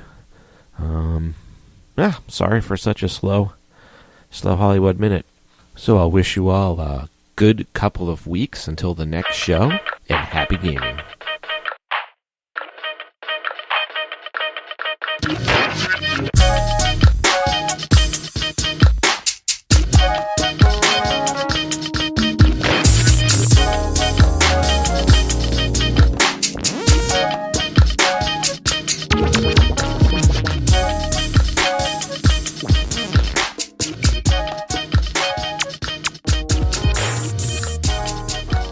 Welcome back. So here we are in the middle of a dungeon. And we're going to mull some mechanics Oh, man. in the dungeon. Wow. Obviously, Rafe's been really into Shadows over Brimstone, or Shadows of Brimstone, if you will. And Russ, of course, is the master of the dungeon crawl. He really is. And I'm intrigued by Shadows over Brimstone. So let's get talking. And Raef, can you give us a quick overview of Shadows over Brimstone? Yeah, I was going to say, what is it a dungeon crawl? Why is it a dungeon crawler? So I'm going to do this Rafe style. So it's going to be anti-bullets. Put on your seatbelts. Yep. We're working without a net. Rafe style, high level overview goodness of Shadows of Brimstone. So the reason why it's a dungeon crawl is, first of all, one, it's 100% co-op, which I think is really neat. So you get to play against the board with all of you playing together. And it has a really nice role-playing element to it where, at least for me, I really feel like I'm my character. So you have your miniature and you put it on a tile. And then guess what? You advance to the next tile with you and your team. And when you advance to the next tile, that tile gets explored. And there's different mechanics of what happens on that tile. And so that's it. So it's dungeon exploring. It's a set in a Western theme with a horror theme. I'm going to say the word Cthulhu. I honestly don't know what that means, other than I know it's kind of big tentacle. I didn't read Lovecraft stuff. I don't know, but I can tell that it has that kind of influence to it. So that's the horror theme to it. But you don't need to know Cthulhu, because I certainly don't. And I really like the Western theme. I know that Russ likes the Western theme. I know that Craig likes the Western theme. I played it with Dave and Andy. One time they came over to the house maybe 3 months ago, and they were pleasantly surprised. I was like, come on, guys, let's play. They're like, all right, well, it's a game, so it's probably fun. But I think the sense I got from them, there's like, ooh, this is a lot more fun than I thought. How do they justify the dungeon crawling in the Old West? How does that work? Oh, there's two. The game that I have, so there's Shadows of Brimstone, and I didn't get my spreadsheet because, man, they have a ton of other games. They have a ton of other expansions within this system. So what I'm about to tell you is Shadows of Brimstone is mines. You're going through mines. Ah, that makes sense. Yep. And then the other one is, I haven't even played the other one yet, but it's like a frost world, or like a frozen world. Okay. So that's the dungeon crawly part of that. Yep. And then they have another coffin. So I have a coffin-sized box, and then everything else, when you Google this, you'll see like maybe 50 things that go with this game. And some of them might just be extra card packs. Some of it might be extra tiles. But the other coffin box, which I'll look it up at some point, they have two types of dungeon crawls that you can do for that. Now, Raef, let me ask you this. Did you like Wrath of a Charlatan or those games? No, hated it. Okay, so those are co-op, but you didn't like those. So what are the mechanics in this one that you like that makes you enjoy this co-op dungeon crawling experience? Somehow the guys at Flying Frog Productions, they made the game 100% fun when it's just I found the D&D ones were too predictable or too boring, and these aren't. So they have enough randomness that different monsters pop up, different combos of monsters pop up. The monsters have different abilities because you play with a card. It's a card, and then you have a figure that represents it. And the AI seems to work. It's pretty intuitive. You set up the AI, the artificial intelligence of the game playing against you, and it makes sense. And I would say it's cinematic in that you're not sitting there going, no, come on, the monster's not going to run like that. It's almost like War Machine, Russ, where you know how you could be like, yeah, go ahead, take the extra inch because you'll probably survive and you'll probably still be able to get you do your cool thing. Yep, that's what this game is like. Cool. You don't have to be super, super uber specific with the pathing of the monster. It's like, yeah, bring them all in. We're going to blow them up with dynamite. I've got my special ability. It's all going to be good. You do feel threatened, but not crushed. That makes sense. So they've got it to work. Yeah. Cool. Is there a stronger story too? Maybe because the story in the D&D ones is very thin. Do you find there's more of something's unfolding for you in this one? Yeah, I do feel that way.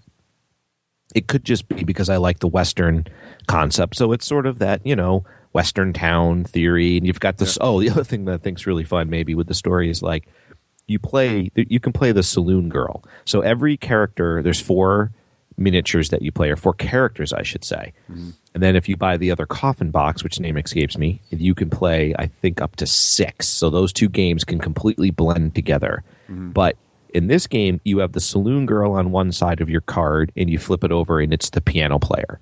Right. Identical stats. And then in the game, they give you the saloon girl miniature. Then if you did the Kickstarter, which I didn't do, you can get the piano player miniature, but at some point those will also be offered for retail. Right. But what I'm getting to is the saloon girl is like awesome. She's like a melee hand-to-hand master. Oh, that's funny. So it's just really fun. Now, they're cool. Player. So part of the attraction for me, and I'll get into some more for dungeon crawl games, is most of the dungeon crawl games I like look really beautiful, and you're sort of this visual appeal in addition to sort of the exploring appeal. Do you find the game looks cool? Oh yeah, the map tiles. I mean, you remember Flying Frog Production, right? I mean, how they just stack their stuff. So the dungeon tiles are incredible. On one mine tile, there's like maybe 3, 4, 5, 6, 7 different shadings of dirt. Wow. Drawn are dirt piles and mine carts and pickaxes and boxes, all drawn on there. Mm-hmm. So yes, the models are really visually appealing as well. And the tile art is really good. And then all the extra bits. I mean, Flying Frog just gives you, on top of drawn onto the map tiles, they give you little box tokens. And they're not 3D, they're round, but you just get tons of tiles and discs. So you can really bling the game out. Nice. And are the people, I might have missed it, are the people and monsters, are they standee cards or are they plastic miniatures? Nope, miniatures. Oh, cool. Nice. And then, but they have stat cards. All right. Cool. Yeah. Yeah. So you really like it because it's co-op, and how many players does it handle? It handles 4, okay. And then if you buy the other coffin-sized box, I want to say it gets up to 6. Oh, wow, okay. And how's play length? Do you do short missions, or is it really long all afternoon? I've played the starter missions, and that took about 35 minutes with learning the rules. And then I played my first real mission after that last week or 2 weeks ago, and I want to say that took maybe an hour. And is there a campaign structure, or is it? Yes. Okay, good. Yep, cool. Campaign. And the other thing, that's how your characters level up. Right, okay. You get loot, you get gear as you go through the game. Here's the other part that's really fun. It has a town feature that you actually play. Oh, so there's this town, Western town, and there's a card for that. It's a big 8.5 by 11 card. And then there's another card, a big tile, and you put your miniature. So you can go to the general store, you can go to docks, you can go to the temple, and you can do these different things. And they have this whole probably 5 to 8 pages of rules of how the town works. And again, I don't know how Flying Frog did it, but it's not just like, okay, well, I'm going to go to the town and I'll go to the general store and I'll buy 2 bandages. There's secret stuff that the saloon girl can do, special stuff in the saloon that no one else can do because she's the saloon girl. That's so cool. There's a little bit of role playing type of fun, dice rolling. You're like, I totally won the poker game. I won $200, and money is very, very precious in this game. like a shotgun is super expensive, that kind of thing. Yep, there's all sorts, and they have other random events that happen in the town. They have a traveling feature too. That's a little bit more abstract than the town. But when you leave your mind and you go to town, you roll on a travel chart, and that affects what happens in the town. Like it could be a dust storm hits the town, and so you can only stay in town 2 days, let's say. And that really affects, because you can only visit one shop per day. So you have to choose. And then every day you stay, the risks get higher and higher and higher for other threats that happen. So on the travel, you might roll on the travel chart, and we'd be like, oh, dust storm shuts down the general store. And you're like, oh, darn it, because you can't get certain stuff in the other shops. Some of it overlaps, but not everything. Okay. So when you go refit, yep. Right. Yeah. Very yep. cool. Oh, I think they handle death really well, which is if you die in the game rush, you're just knocked unconscious. Okay. So you're not out. You're not Okay. sitting there twiddling your thumbs. Yep. Well, that's cool. So it sounds like you like that one. And now, how you've played Descent, right? Yes. How would you compare it to Descent? Your feeling? I like this a lot better than Descent. What was my problem with Descent? I guess the Overlord. Mm-hmm. My problems with Descent are it's 4 brains versus 1. Mm-hmm. And at least the players that I play, and by the way, I'm not just critiquing our players because I played this with my friends out here in Portsmouth too. Yeah. And the same kind of analysis paralysis comes. Yeah. Because I think it's like, they're like, okay, I've got to beat the game master. All right, so let me think this through. All right, if I go here. No, wait, if you go here. No, if you do this and then pop your feet, Right. And that doesn't happen in this game. This game's like, Craig, move your character. He can move his character, and what he does isn't really going to screw us. Okay. That's cool. And I'm interested because I kind of wanted to talk about that and kind of compare and contrast these games. So thanks for giving us the update on Shadows Over Brimstone. Because I'm starting to, well, let me just say by level setting for those who might be listening to this episode for the first time, I love dungeon crawlers. Yes, you do. Probably my favorite game genre. And so it's the anti-Jones theory for me. The Jones theory is that you should only have one of each type of game in your collection to keep it small. I like to collect dungeon crawlers. So generally, if I see a dungeon crawler and it doesn't look awful, I buy it. So I do have quite a few, and I thought, so the biggest difference, and sort of the first thing I always ask someone when they say, oh, here's a new dungeon crawler, the very first thing, I kind of put them into 2 broad groups, right? There's the kind with the overlord or sort of evil player versus the team of good guys. Yep. And then there's the kind you just described, which is the pure co-op type, where it's everybody together working against the game itself, right? Yep. And up until recently, I would have said with almost certainty that it was the Overlord style, the the one player versus many style that I preferred because so the first ones of these I really fell in love with was Descent, and then Descent 2 did an even better job. Descent 2 now has such a rich story, and while I did initially like the D&D dungeon crawling games, Wrath of Ashardalon and those other ones, and Castle Ravenloft. What I found is, and I still use those games, I actually use the tiles and I use the miniatures for D&D. What I found was, you're right, the story is not very strong there is really the problem. Mm-hmm. And so you don't, even though there's a little bit of story between each mission, you don't really feel like the story's there. And so I kind of found, like with Descent, there's such this great story. And as you play through the different scenarios, you start to develop relationships with recurring characters like the big fat goblin and things like that. And you start to relate to them and they come back again and you remember the time you played them last time. And so the Overlord gets sort of an attitude about it. And you kind of have, it's like a D&D game, right? You have those little moments that you remember. Yeah. So I really like that about Descent. And I really like that about Imperial Assault as well. Imperial Assault is something similar.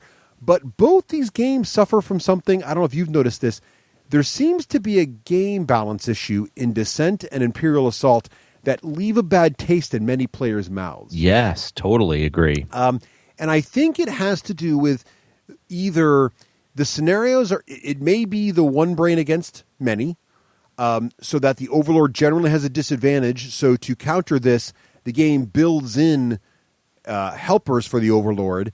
But what ends up happening is either if you have a really, really clever Overlord, he can take advantage of the players, or if you have really, really good players, the Overlord may not be able to find all the help he has available to him. And so you get one-sided things. And also, I think a lot of the finale missions aren't as balanced as they could be. And if there's a slight error in one of the finale missions, all of a sudden there's this bad taste where the last mission was unwinnable and all that time was wasted, kind of a thing. Mm-hmm. Have you found that in your campaigns? Yes. In the both Descent, I never did do Imperial Assault because of that. I had heard Craig and some of the, not Craig himself, but in whatever game he was in, something happened. I don't know, Darth Vader came in and whooped everybody's butt, and wasn't that fun? Or like, and Craig's like, I've got this sniper rifle and it doesn't really do anything. Or, I kind of heard that. I'm like, oh, yeah, I remember hearing about that. Or thinking about that with Descent. Yeah. Exactly. So I had the same problem. And don't get me wrong, I am loving playing Imperial Assault. I really want to go back and play more Descent too. But what I'm starting to find is some of these co-op games have started to figure out how to get good story and recurring characters and a feeling of that exploration, and it's not like on a very simple mechanical rail set. And I'm really starting to enjoy the co-op ones, and I'm finding what you're finding, Raef. There's less analysis paralysis. There's no us versus them, so you're working together against the game. Yes, that's right. And so if a scenario is unbalanced for whatever reason, i.e., you mop the game up in 30 seconds, well, no problem, you go to the next one and no one feels bad. Or if the game beats you, you kind of double down and go, ooh, that was a hard one. How can we do that better next time? And you kind of figure it out, which I think is really interesting. So I think I really enjoy the Overlord version. However, I'm starting to see this can be done. So I wanted to talk about some of the other games that are starting to prove how to do this, I think, a little better than the trailblazers of Descent and Imperial Assault. Now, one thing on Imperial Assault, it did improve some game balance issues with mechanics, and that's one of the reasons I think I like it more than Descent 2, although I miss all my Descent 2 collections, and so I really want to go back and try that a little bit more. And I'm very excited, Raef, I don't know if you saw this, Fantasy Flight is coming out with an app for iOS that lets you play Descent 2 as a pure co-op. Oh, which looks really interesting. And what it does is it walks you through and it says, put this tile down next. And so as you explore, the dungeon sort of unfolds as you go, and it runs the monsters and the dungeon exploration for you. And you can do it. And there's a campaign, and it tracks all your stuff between levels. It looks really interesting, and I'm very excited to see how it works and if it can achieve what I found in some of these other co-op games, which is now you have a nice, fun co-op dungeon exploring experience without the frustration of the imbalance that sometimes happens there. Yes. So that's what I like and don't like about Imperial Assault and Descent. Now, how did Shadows miss your list? I was Is it just that FFG's not on your radar, really? No, Flying Frog Productions. Flying Frog, we should say, not FFP, Fantasy Flight FFP. Games. Yeah. Flying Frog Productions. I've had or FFP. I should say. I've had bad experiences with them in the past. Now I like Flying Frog Productions. They've treated us very nicely in the past, so I don't want to be nice about them. They're not my kind of games in the past because they don't. Generally, they look beautiful. They have a great theme. They don't have an ending built into them, so the games can way outstay their welcome. And so it's not my style of game. Mm-hmm. So I haven't really done Fortune and Glory and all those other games. And so when they had another game coming out, I just naturally assumed it would be similar to those games. Very rich, very awesome, great theme, but sort of a never-ending, very light rule set that just let you play and play and play until you got bored and stopped. Have you found that's not the case with this one? No. No, to me, it's the perfect dungeon crawl game so far. It might just be because, again, that co-op, so you don't have the analysis paralysis. The game, and when you play it's varied enough that you're not like, okay, flip a tile, file more stranglers. Okay, stranglers do this. It doesn't have that. It's varied. The characters level up in unique and fun ways. You want to like get your new thing and get your new ability, and you have choices that you can make. It definitely ends. It doesn't just grind and go, okay, guys, come on, let's just kill the final beast. It doesn't do that. Like you don't have to force it to end. There is an end. I know what you mean because I remember playing Last Night on Earth. Yes, Last Night on Earth just goes on and on. Right? Oh yeah, no, it's nothing. Last Night on Earth wasn't bad. Touch of Evil was the one. Touch of Evil went on. Touch of Evil. Yeah, no, they don't have. It's got all the good of Last Night on Earth and none of the. Okay, let's just wrap this up. Right. Nope. So, I think you really like it when you have a chance to play it with me. Well, that's good. I'd like to try it out because it sounds like it's one of the generations of new dungeon crawlers that are starting to really nail this. And I wanted to talk about 3 that I think are doing it right. One of them is actually still the Overlord style that actually has nailed it. And 2 others are pure co-ops that are doing a really good job. So the Overlord game is actually not new. I would say that Level 7 Omega Protocol, which came out a couple of years ago, and now they just released their expansion, which has giant mecha and all kinds of cool things in it, really is the best Overlord versus player mechanics. Now, it's Privateer Press, so the models are good. The components, Privateer's still finding their way on board games. The components aren't like blowing yourselves away. Some of the cards are a little warpy. There's some things there. It's well put. Yep. But the mechanics are awesome. And I play this now with some of the elements of my Descent crew as well, including Randy, and he has said the same thing. Level 7 is the best, mechanics-driven wise, Overlord versus players. And the way they solved the problem was brilliant. It's 100% agree. It's how they handle the adrenaline. Yep. So theme-wise, just for those who don't remember our Level 7 review, theme-wise, you are a strike team of sort of highly trained human special operations soldiers with a variety of cool gear, entering essentially Area 51, which has been taken over by aliens. So the Overlord is controlling the aliens, think little gray men from, X-Files or whatever, fighting these guys. Now, the aliens feed off of adrenaline, and so that's the fluff. But how it manifests in game mechanics is that each player, each good guy, each Strike Force soldier, every action they do generates adrenaline tokens, and they have to put adrenaline tokens on, and they are limited by the number of adrenaline tokens they can generate a turn. So it's basically like action points.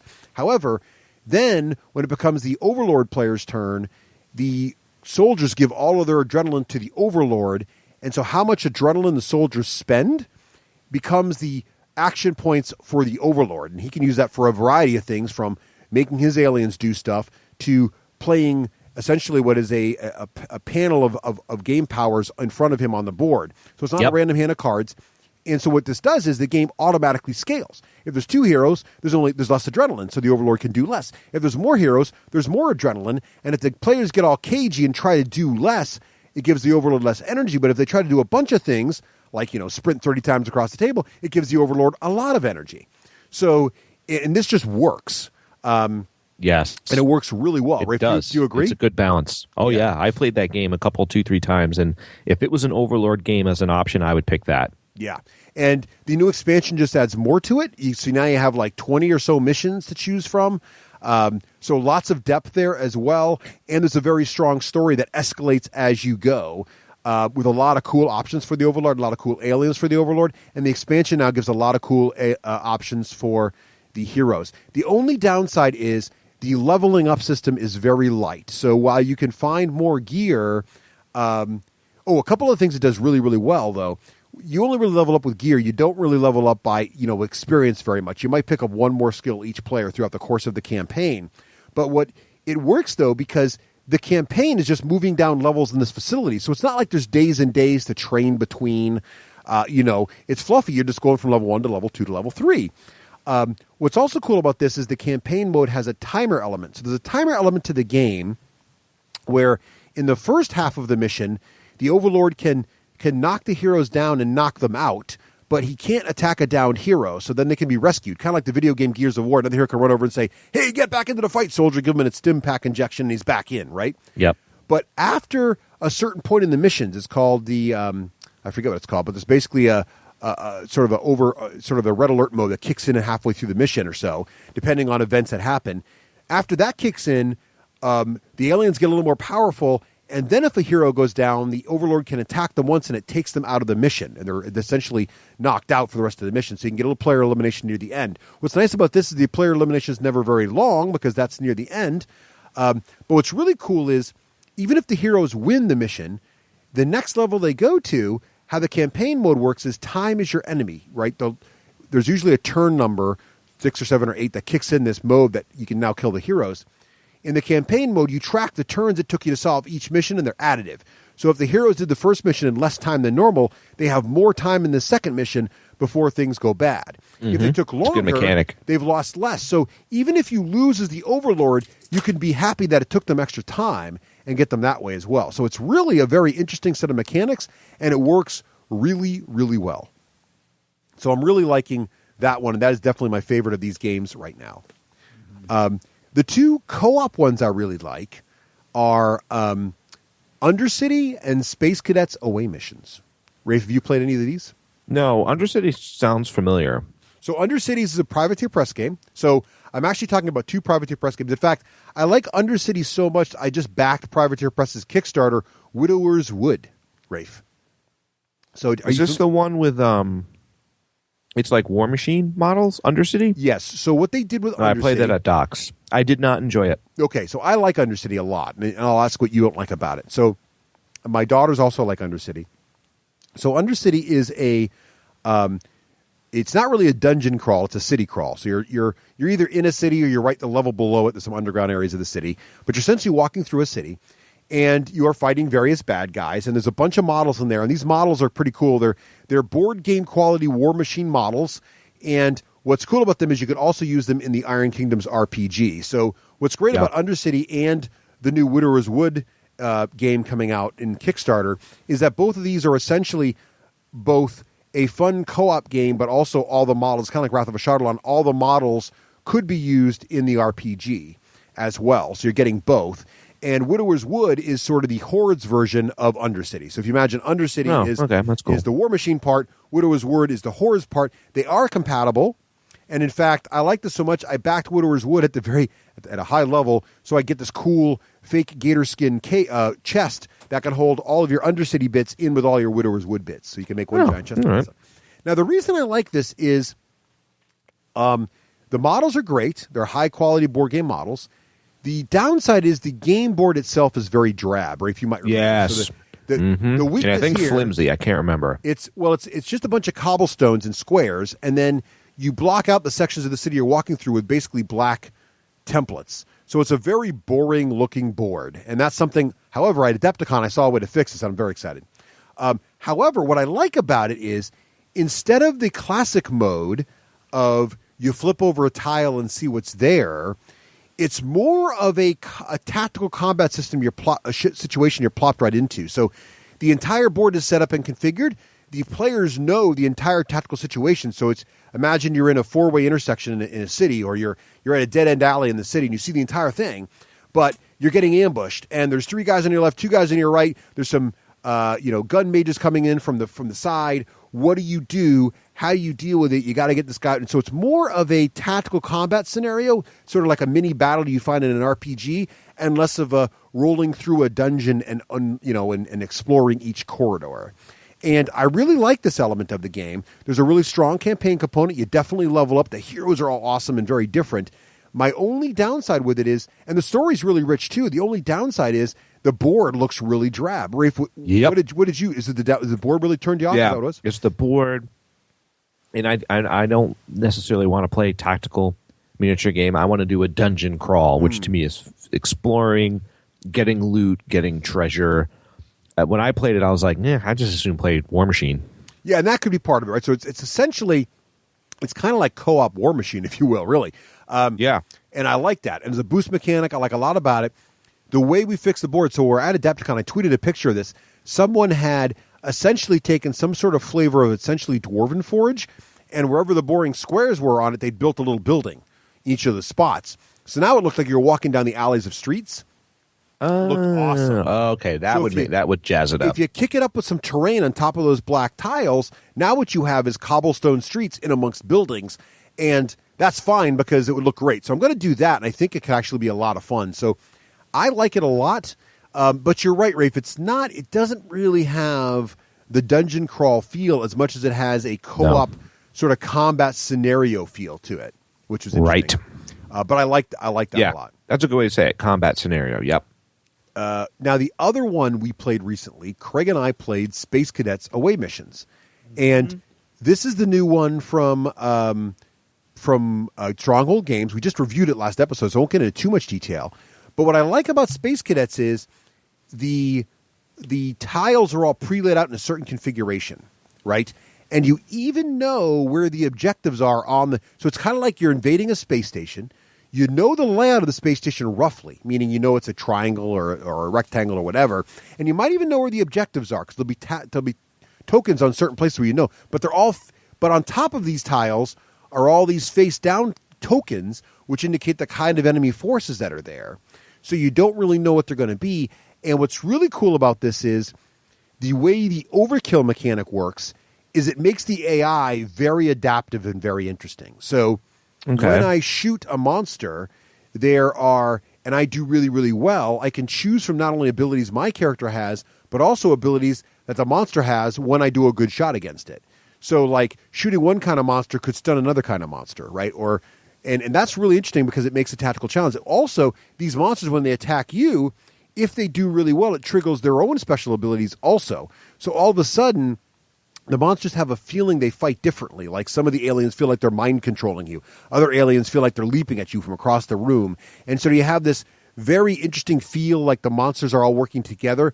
And the way the AI works, it really gives you a strong feeling of the monsters being some sort of coordinated. They have certain leader monsters that when they pass through a square, bring the other monsters with them. And all of a sudden, having a leader on the table is a problem because the other monsters are moving faster towards you. So is this a card mechanic or there's miniatures? There's miniatures. So Space Cadets Away Missions has very strong miniatures. It takes place in the golden age of sci-fi. So you have like 1930s to 50s, Buck Rogers sort of a feel. Okay. Very interesting, fun. Very cool, and we should try it with you, Rafe, sometime. I really enjoyed this one. Rafe would enjoy it. Yeah, I think you would too. This I want to try, yeah. Yeah, it's a sci-fi dungeon crawler. It definitely has that dungeon exploration feeling, unlike Undercity. But yeah, between Space Cadets and between Undercity, I'm really starting to see that it's possible to write really solid AI and have a really strong storytelling dungeon experience and have it pure co-op. Yep. Like to me, if Descent could work as well AI as either level 7 or pure co-op, then I would really like Descent because I love the fantasy. I love that mythos. I like how it connects with Rune Wars and stuff like that. Yeah, I'm really hopeful this because I have a lot of Descent stuff. And you have a ton. The reason I haven't played it in a while is because Imperial Assault fixed some things with the interactive turn system and things. Yes. So I Plus think it's Star Wars. Well, but I think if I went back to Descent, I would feel like the mechanics were old and a little broken, even though it still plays fun. But secondly, there's always that fear that the next mission is going to be a little cheesy, although my crew is pretty good about that. But still, so I feel like I'm hopeful this iPad app brings it back to life and gives it a really good, strong co-op flavor that then even if the mission's a little imbalanced, I won't care because I'm playing with my friends instead of against them, right? Yes. So it is frustrating. It can be very frustrating as the Overlord, too, because so many of the missions, especially for me, because I'm not a very good Overlord, apparently, so many of the missions you lose, and then when you finally win one, it's like you're only winning 10, and it's unbalanced. So the player's like, well, you just won that because it's unbalanced. It's like, dude, I played 10 games with you. I only won one. So it's kind of like it doesn't help either side that it wasn't a close game and it wasn't a nail-biter down the end, but instead, you blew them out or they blow you out. And there's never, there's once in a while these really close ones, but Imperial Assault has some closer ones, which I like, but I know some of the ending ones have been a little rough for some people. So, yeah, for me, the game is so deep for Shadows that's going to be my version of like your Descent. Nice, nice. I'm going to be deep in product. Yeah, deep in product. Like Craig, if you just Googled it, what's out there? I know.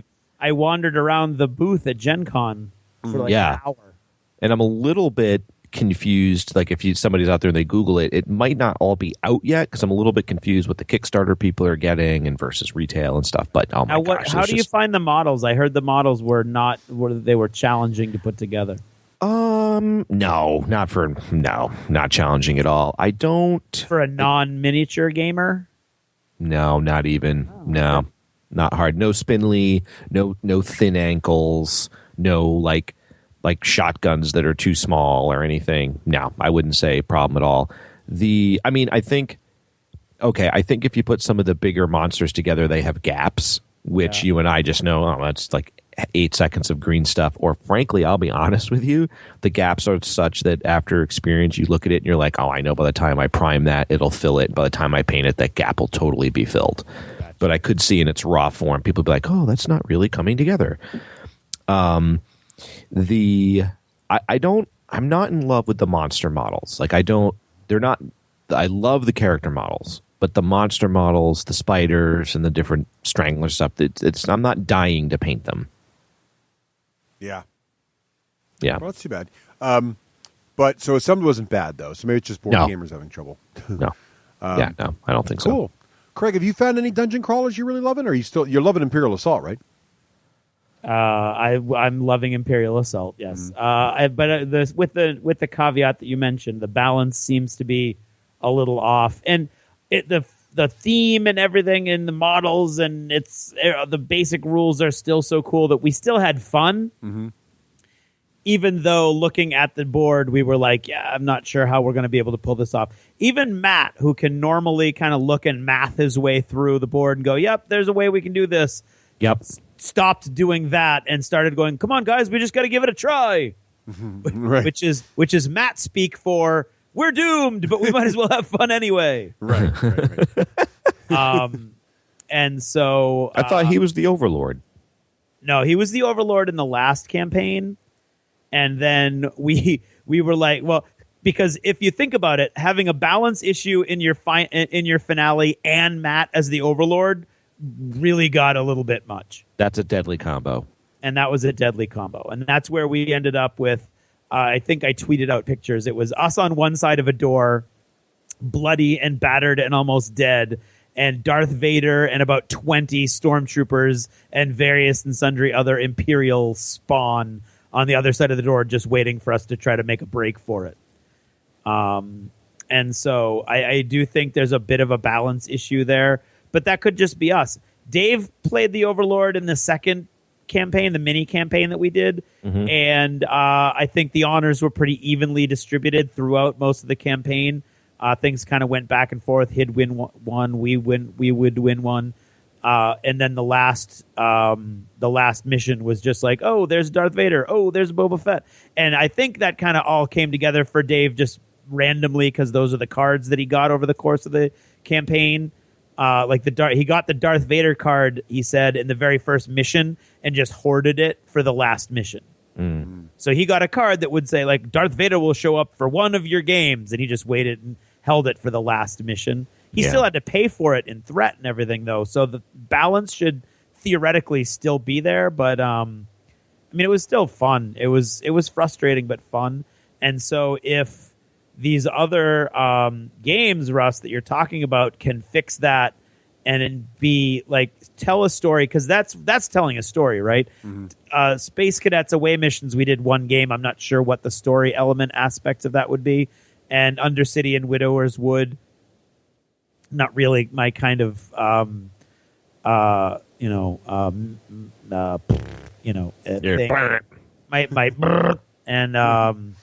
So I'm not really drawn to that as much. But if there was a good story being told, and I felt like I had an even chance at the end, I think I'd like to give either of those a chance in a campaign setting.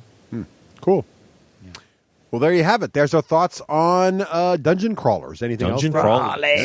Crawling in the dungeon.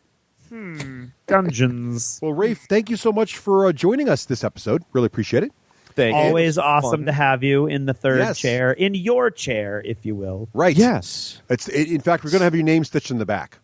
Yeah. It'll awesome. be spelled THIRD, but that'll be on there. Nice one, Russ. Wow. So Raef, you're paying for all the drinks down in Disney now, Russ, for that bad joke. Fair enough. Hey, if people want to find out what you're up to lately, Raef, where should they go on the internets? I would say of late, gaming-wise, it's the Twitter feed for me. So the D6G Hollywood on Twitter, that seems to be where I'm hanging out the most. And that's pretty much, I might have already just retired from Facebook. So I was on it for a while. I wanted to see what it was like work-wise. Yeah. And I just don't, it's not a media I go to, so I just, so hence I don't go to it. So, yeah. I mean, I still have a feed, and people still kind of like post and comment and go to my pages and stuff, which I always find interesting. But yeah, Twitter. All right, cool. Well, thanks again, Raef, and hope we get you back on the show again in the near future. I look forward to it. Thanks. Bye. Good night.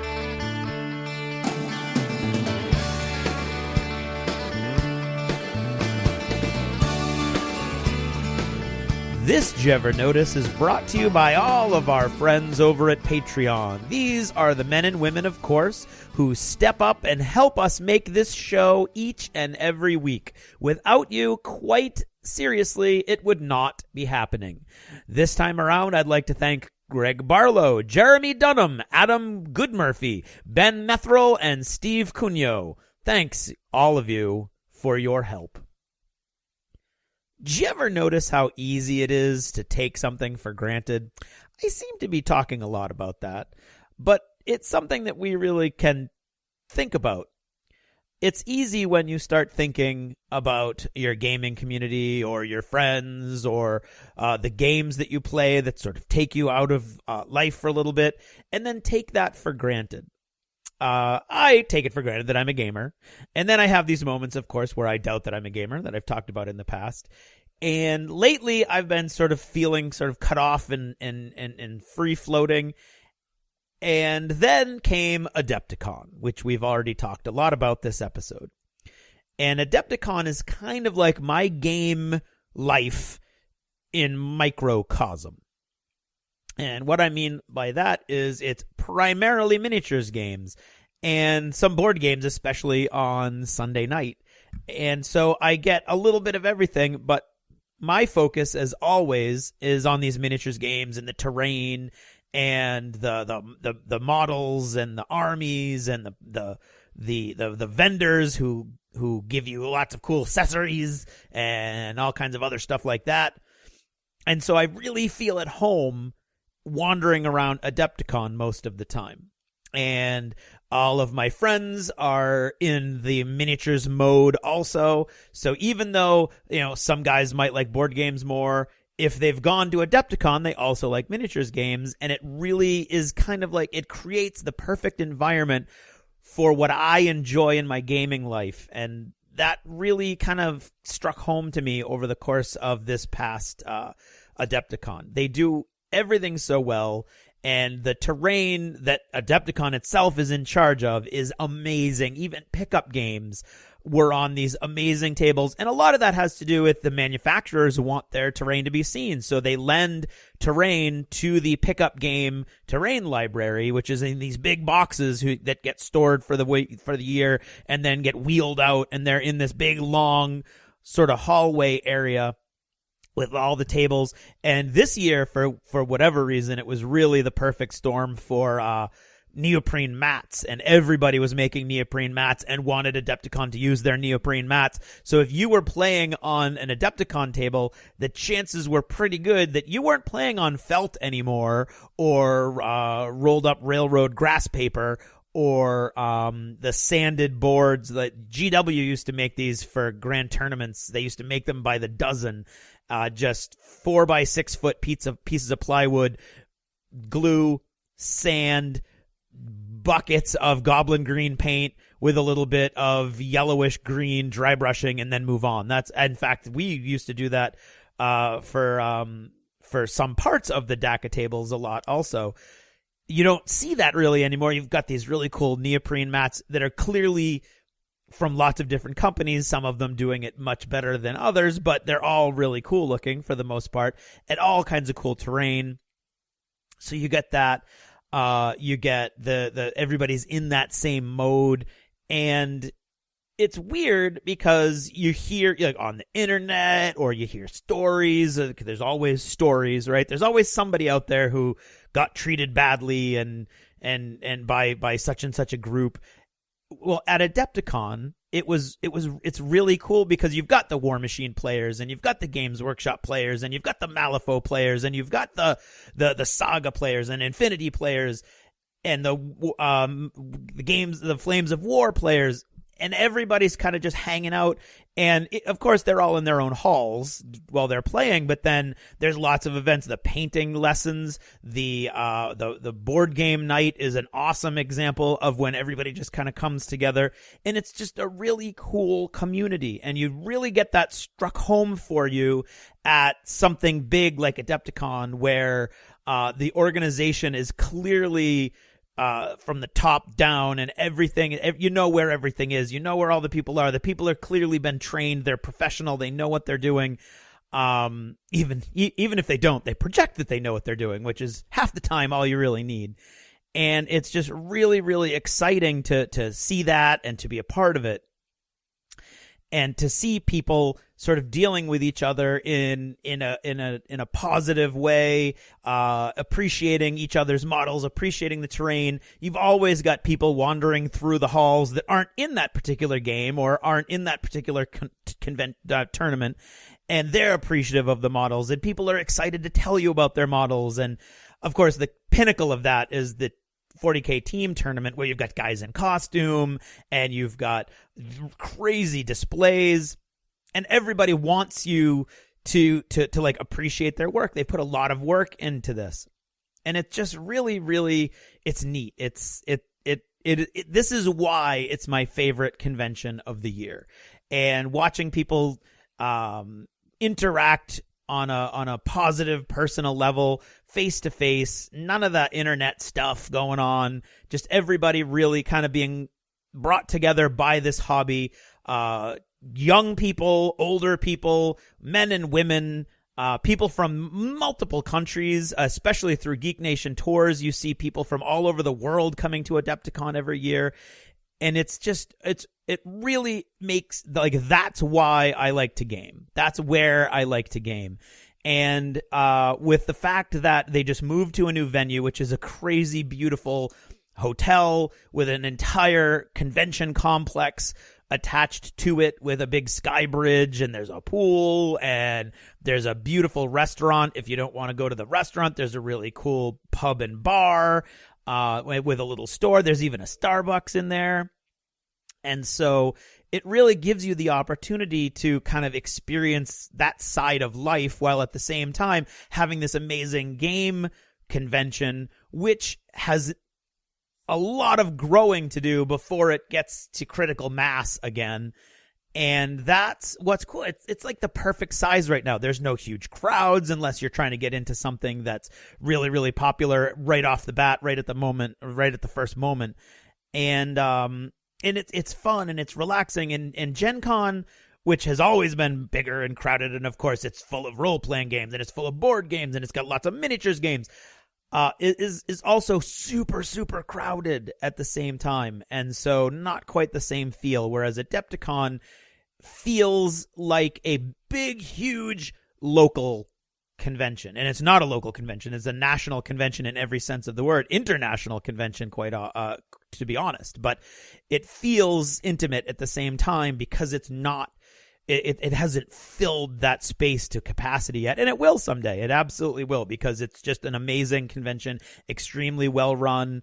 There's always going to be people who complain. And one of my favorite things at the end of the convention weekend every year is I sit down with Hank for a little bit and we talk, and I just ask him, like, what's the internet have to say? And of course, being one of the main guys that's involved in putting this whole thing together year round, Hank is super sensitive to the few people who immediately jump online and start complaining about the strangest things.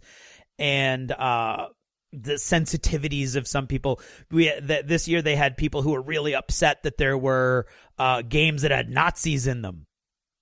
And I don't know what to say to that. I mean, if you're a war gamer, you know, like the historical war games, can we not use the Romans? Cause they did some bad things. Can we not use the Americans? Cause there's a lot of people who don't like the Americans.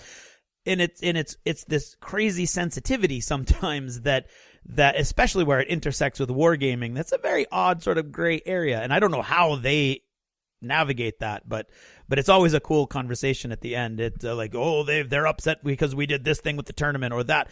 But if you look at the thousands of people who were there, everyone I spoke to and everyone that I saw was having a great time. And it was a lot of fun, and I always enjoy it, and I look forward to it next year. And I think I've felt this for a long time, but I don't think I've ever really consciously realized it or articulated how much I enjoy going to Adepticon and how it's really risen to be my favorite con of the year. And so a big shout out to the Adepticon Council and all the volunteers that make it work and all the people that I spoke to over the course of the weekend. You know I'm sucky at names. Everyone who's ever handed me a book to sign. And thank you also all the people who handed me books to sign. That's, of course, a whole nother aspect of a dream come true. And I don't remember anybody's names, and I apologize, and I feel like an idiot, and that's just me getting old. So, although I've never really had a good memory, but anyway, so big thanks to all of those people. And I highly encourage you, if you're listening to this and it sounds cool or you like miniatures games, you've got to try to get to Adepticon. Not too many of you. I don't want it to be crowded, but if you're really cool, try to get to Adepticon. And that's all I've got to say about that. So thanks for listening, and good night.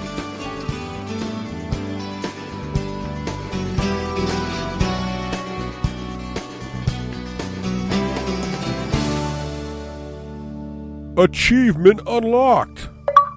You've made it to the end of another D6 Generation episode, the podcast whose humor has universally been acclaimed as not too horrible. Please let us know what you thought of the show by either emailing us at info@d6generation.com or by posting in our official D6G episode thread at the top of the DACA discussions forum on DACA.com. If for some inexplicable reason you actually enjoyed this show, you can help others find out about it by leaving positive reviews on iTunes. See you in 2 weeks. Thanks for listening, and happy gaming. The theme from Total Fangirl comes from the soundtrack of The Last Night on Earth, the zombie game, courtesy of Flying Frog Productions, and is a composition of Mary Beth Magalanes. Not all of us can deal with 4 hours of sleep and be super chipper and go for a swim in the morning. Hello? You're there. I hear you. Hello? Craig, hello. I'm in an empty room with no chair. He's tapping in and out, Russ. Are you okay, Craig? Where'd Russ go? I'm here. Oh, see? Where did Russ go now? Stop talking. You guys are such... Man, everybody's a critic. Okay. He almost... What ST word was Russ thinking of? Shake. No.